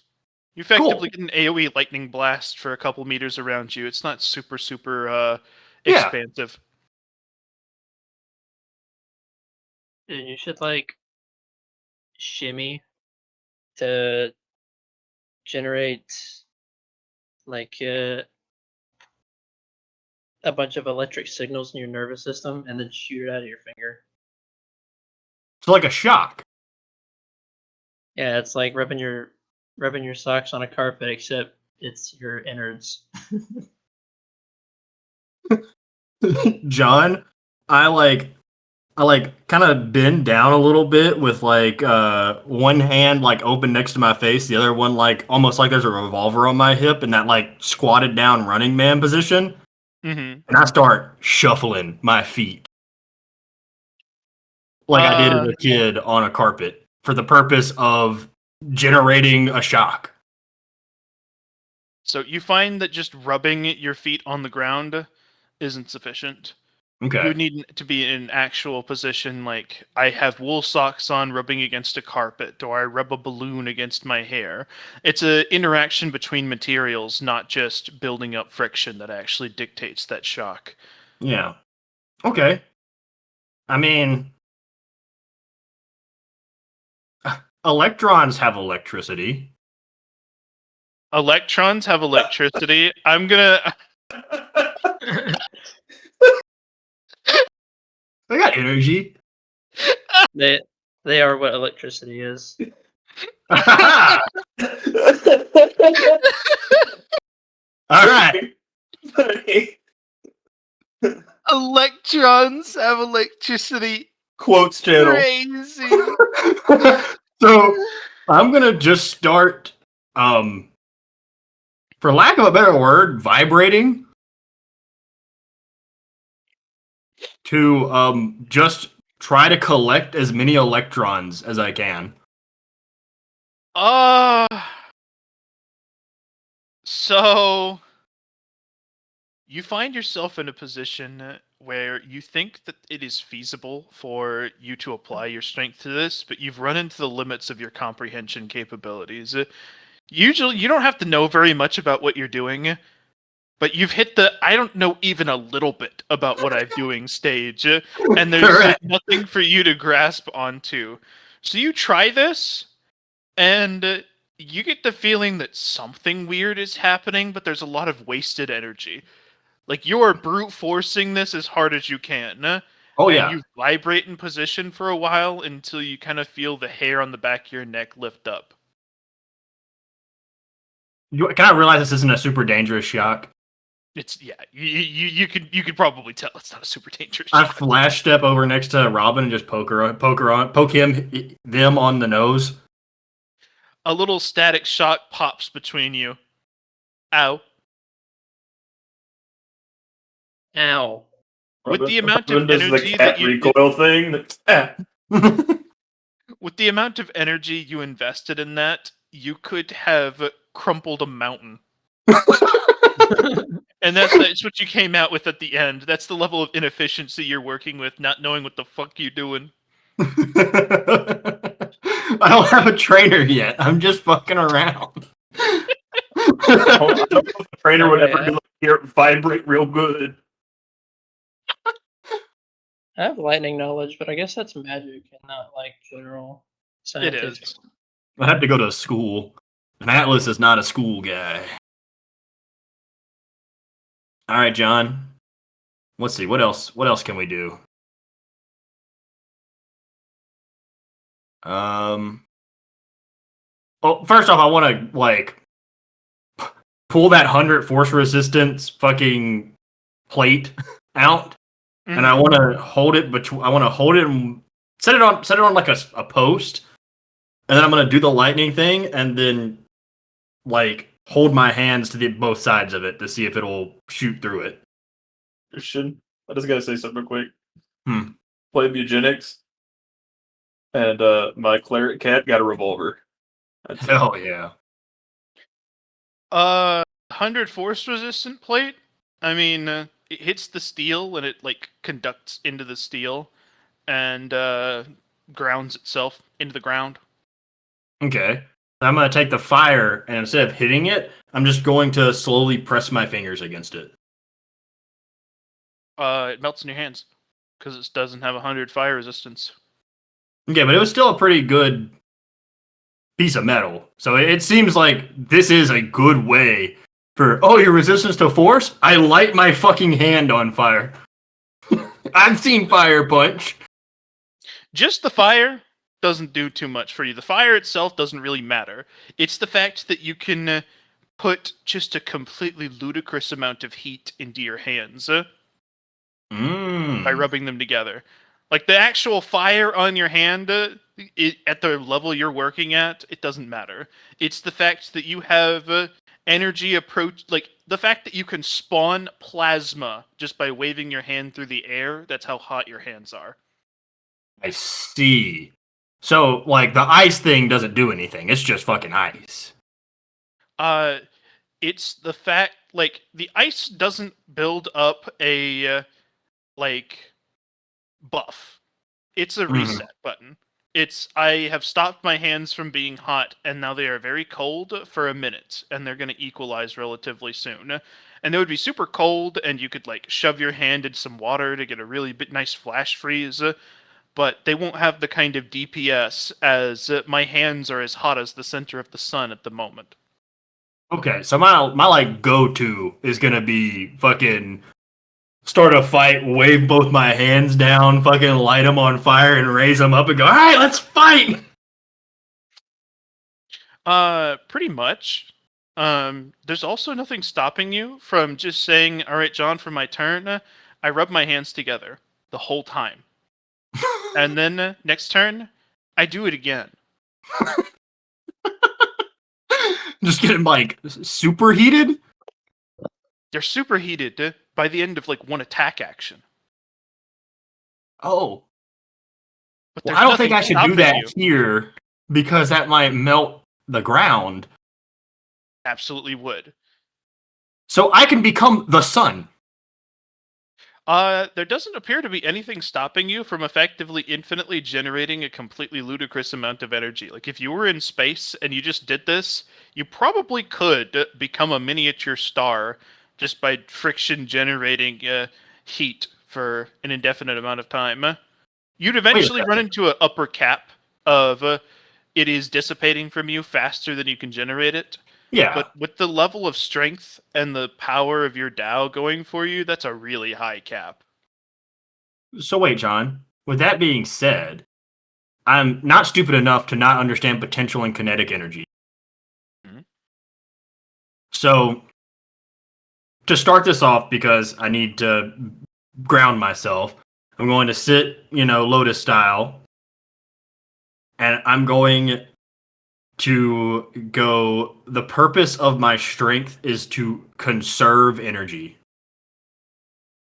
Nope, doesn't work I figured not. Worth a shot. Okay, cool. because So you can't- are somebody who manipulates force.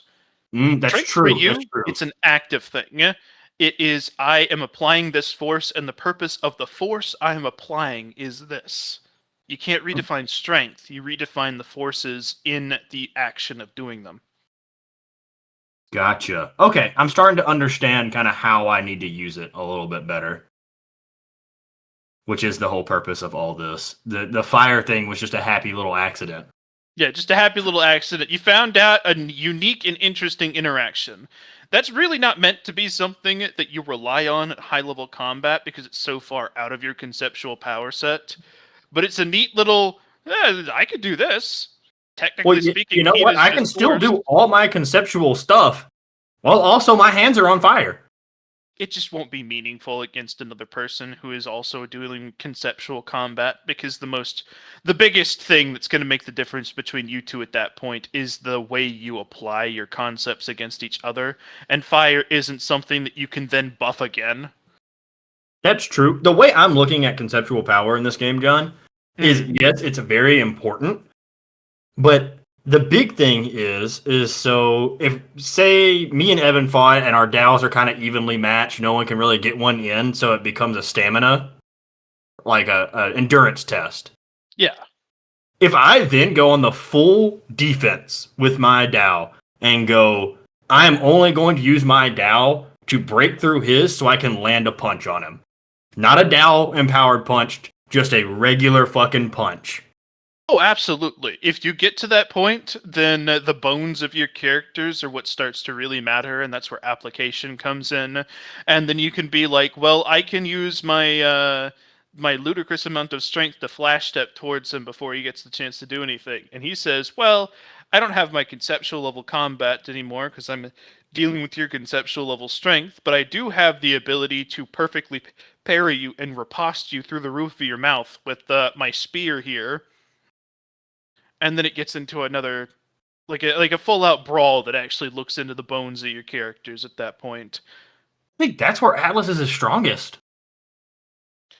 You have a really good kit that is good at different levels of being tested against. So I think stuff like what me and Braden were talking about this earlier is like I'm developing all this like goofy, irrational combat styles and fighting techniques because I will need them at some point. There will be a point where I'm having to actually throw hands and just use my DAO to just bat stuff out of the way, and it's so preoccupied batting stuff out of the way that I'm fighting this guy, and he has 100 force resistance. Okay, doesn't have fire resistance. Fucking flame punch, bitch. And that's what I'm saying is like it doesn't hurt. It will only help. Oh yeah. Same thing with like my fucking concussion fighting style. Absolutely fucking useless when we get in the dungeon. Like Pretty worthless. What? Pretty worthless, yeah. Exactly. But in this tournament, it's gonna be super useful. Let's say we get invaded and there's a DAO user, and there you go. I got another person to use it. It's all very much I'm putting fucking patches over a leaking pot over and over again in every possible counter or situation I could think of. What you are definitely lacking at this point with all of this is just more, not just conceptual practice, but practice against a peer. And That's why I'm ready for Jared to be ready to fucking fight. I know he's getting himself ready. Close. I mean, I could like try a couple things, but my tier 3 is still level 1, and it would be a lot of, does this work? No. Does this work? No. Does this work? I know, but I'm just waiting to fight somebody. Let's start this session with Atlas sitting in a field looking bored. Hey, what? It won't be Drog for a long time. No. Literally. And so it's just, I'm just playing at this point. Like, genuinely, I am just playing around. I will say this is exactly what you should be doing right now. Like you'd say, "Oh, I'm just playing around and having fun." I can think of literally nothing more valuable for you to be doing as Atlas right now than exploring and using your DAO and finding out its limitations and getting more comfortable with it, making it a part of you. That's true. Oh, there was something that Connor had the idea of. I'm gonna walk up next to Robin. Mm-hmm. I'm gonna go, listen. Whenever you tap on me or you look like you're in pain, I'll stop, but this shouldn't kill you. Huh? Bruh. Again? No one else is here. You could call your Alright. goobers back. Nah, it's more fun with Robin. Robin's my day Alright, so- one. Here, listen, I'll explain it. Uh-huh. I'm going to suck in really hard. And I'm going to try to take all the oxygen out of this area. Okay, that sounds bad. Oh yeah, your Um, head will implode. Atmospheric pressure would be like, what if we removed one of the vital elements? Hmm. Well, it'd probably be weird for a minute, but if you only suck in atmospheric oxygen that is not inside someone right now. How good are you at influencing things that aren't your body? I'm not. I can only really just do stuff real big. I'd probably Yeah. be like that one video of the crab that walks next to that open pipe. What Robin is thinking of is not entirely outside context for you standing next to him and sucking in really hard. Oh. Yeah, I guess I would just kind of like inhale you. Yeah, you two would be lip to lip really fast, and then it would If I be didn't very stop you gory. enough, just crunch you up like I'm sucking on a water bottle. Lip to ass, real fast. See, this is good. Now I won't kill anybody or kiss anybody that I don't want to in the tournament. Christian hits you with a non-consensual kiss in the tournament. That's how I throw Robin off their game. I just hit him with the the purpose of this suck is to kiss. Oh, that's a new malediction. Robin, considering Atlas is standing next to you, I'm gonna go ahead and assume that since you were playing around with this, you have your aura up. Well, technically, I'm like 2 weeks ahead of Atlas right now.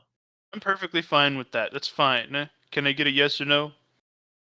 Sure, I was playing around with it. His character sheet pops up in front of your face. That's abs. Character sheet has abs.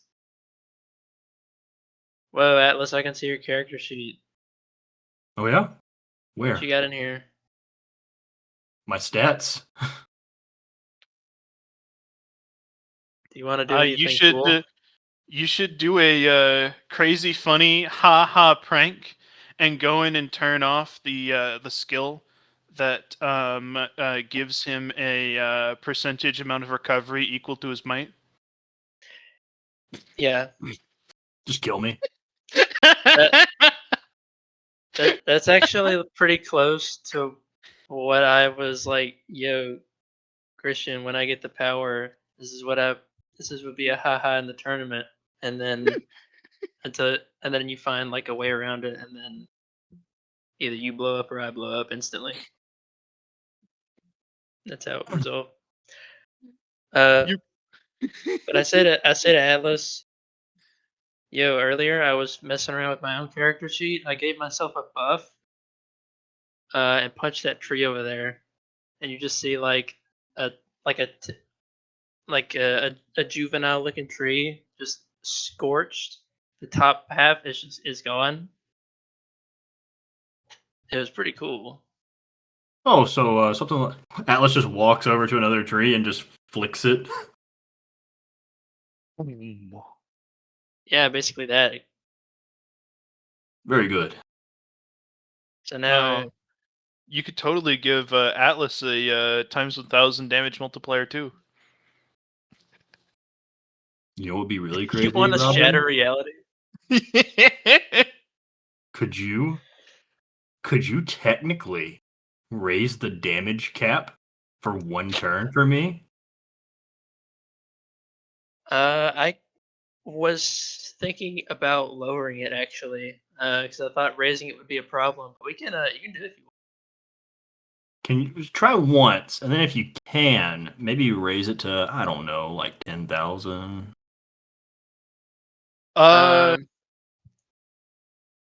Jared, you start looking around, and you're like, well, I have my character sheet, I have his character sheet. How do I actually engage more with the AoE? It takes a bit of finagling with the spell, with your senses, with your capabilities, and then you lock in. And from like a visual perspective, this isn't really there. You don't have to physically manipulate it, but it makes it a little easier for you if you do. A jurisdiction character sheet comes up, and it's got a shitload of different values, just like all the way down. One of those near the top is local damage cap. All right. I found the damage cap. What did you want me to set it to? 10,000. Well, you only have this would only be in effect in the aura, so make sure it doesn't hurt me. Or I'll I be down shouldn't. forever. All right. Man, this might raise alarms. Atlas has no idea what your power is. He's just asking if you can do it. Fuck it, I'll be stupid. I changed the damage cap to 10,000 in my wait. No, yeah, I do. You change the damage cap to 10,000 in your local area. You feel a ripple go out, and something changes about the quality of the air, and then nothing else. But you get a bad vibe. Not that you've done something wrong and like the system is going to come for you, but like your DAO didn't like you doing something so direct. With all the other ones, a lot of the time, it's you were accomplishing something by sneaking it in. And this was just a direct edit.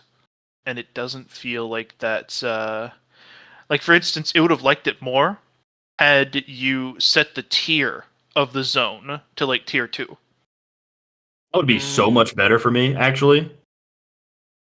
Or tier Okay. 1, I guess. I need to set it like tier 1, like floor 1 levels of damage cap. But that's something that you understand after the fact, because you can just change the damage cap here, and you do so. Okay, you say it's done. Atlas rips off his suit and gets completely naked. Pulls out the rod I don't like where this is going. and slams it on his chest. What's the purpose of this hit? There is no purpose. This is not using my DAO. This is just I'm swinging a sword. Are you sure? Can you swing without your DAO? If there's no purpose, does anything happen? I mean, just because strength is right now, the strength of the purpose of the strength is just to swing my sword. It's not. I'm not trying to supernaturally enhance it. But you know what? I should use my DAO. The problem is, John, is when I go in the tournament, I don't want to have to use my DAO in the first 7. It's gonna be so difficult for you to, like, for somebody like Jared, who it's a little bit more separated out from them, it would be a little easier. But you have it as your body is the focal point, and every force you apply you have control over, it would just be so difficult for you to filter all of that out. Okay. Well, then the purpose of the swing is to do 10,000 damage. You do exactly 10,000 damage. I'm assuming that you are also targeted shotting to avoid your force resistance. Correct. So what it actually looks like, with the targeted shot, you stab through your chest. I pull out the rod, which has no pin, and stab it through myself. You get your tier 3 accolade for dealing 10,000 damage. And you, I believe... I had one for survive the damage cap of tier 1 with no armor. Yes. And, how much health do you have? I have 7,659, but with mute activated, I'd only take 5,000 damage. Okay. Well, is this the damage cap of tier 1 or is it the adjusted of tier 0? That's the question. Is if this is the damage cap, the accolade gets complete. If it's not, then it is what it is. I can't really go up more than there. The accolade is complete. You gain a tier 3. I got 2 tier 3s, baby. Atlas is going to pick you up with the rod still in his chest, kiss you on the cheek, and set you back down. Completely naked all the while. Oh yeah, dick Quite slanging. excited about all this. Robin's just like wide-eyed, concerned that you basically seppuku right in front of them. Hey, Atlas pulls the sword out, and you see the hole start to close.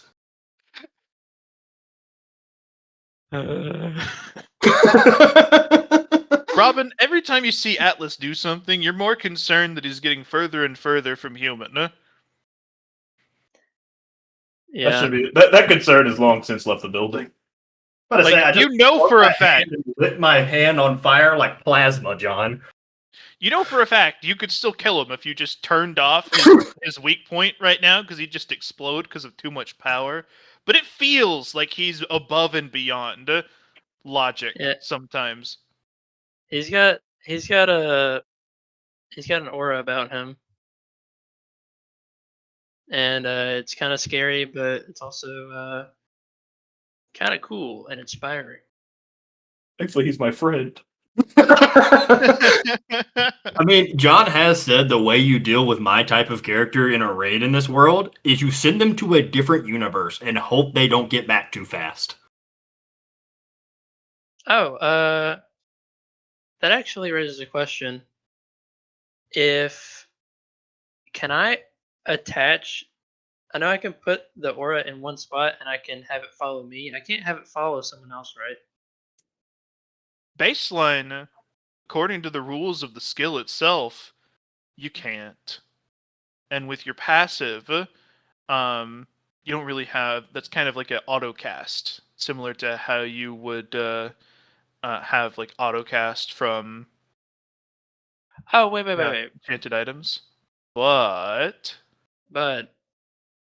if you. Mm-hmm. I was gonna say if I use my super wiggle room and I designate the spot, quote unquote, as Atlas. There you go, Jared. That's what it all comes back around to.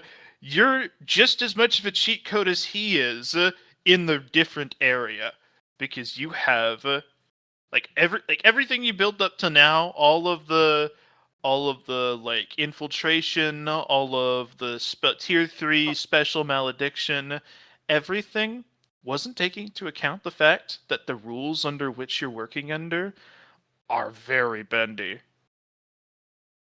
Oh, So John, true. I already know what I'm gonna do.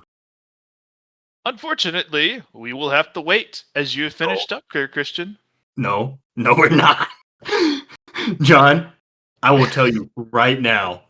I take my accolade and I upgrade strength. The strength isn't on your character sheet. Is it not?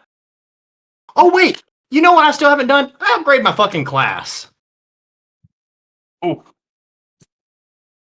Whoa! All right. You upgrade your class.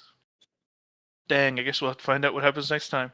Not really, because my class is super fucking easy. For every 1 point you allocate into might, gain 3 instead. Raise the fucking number, John. It does one fucking thing. I mean, I could. You will. I could You do fucking that for you. We did use a non-zero amount of time on stuff for me during Christian's turn, to be fair. Twice, 2 weeks in a row. And I'm fine with it. I'm glad, because I want Jared to be a part of this. But I deserve my number, John. Give me my number. I will give you your number. Let's go. It goes to 1 to 5.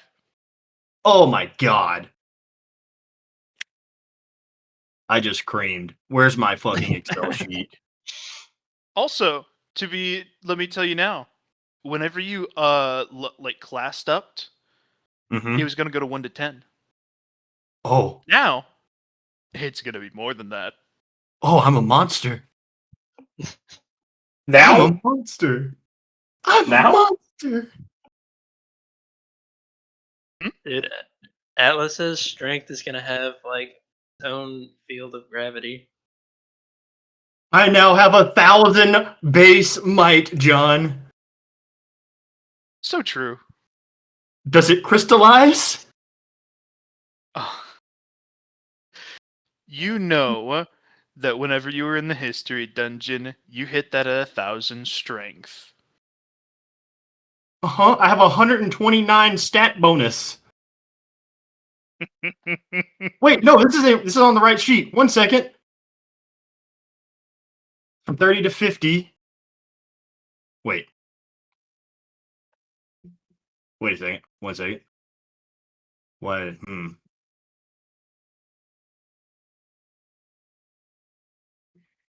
Hold on. We're gonna pause here because I need to make sure that math is.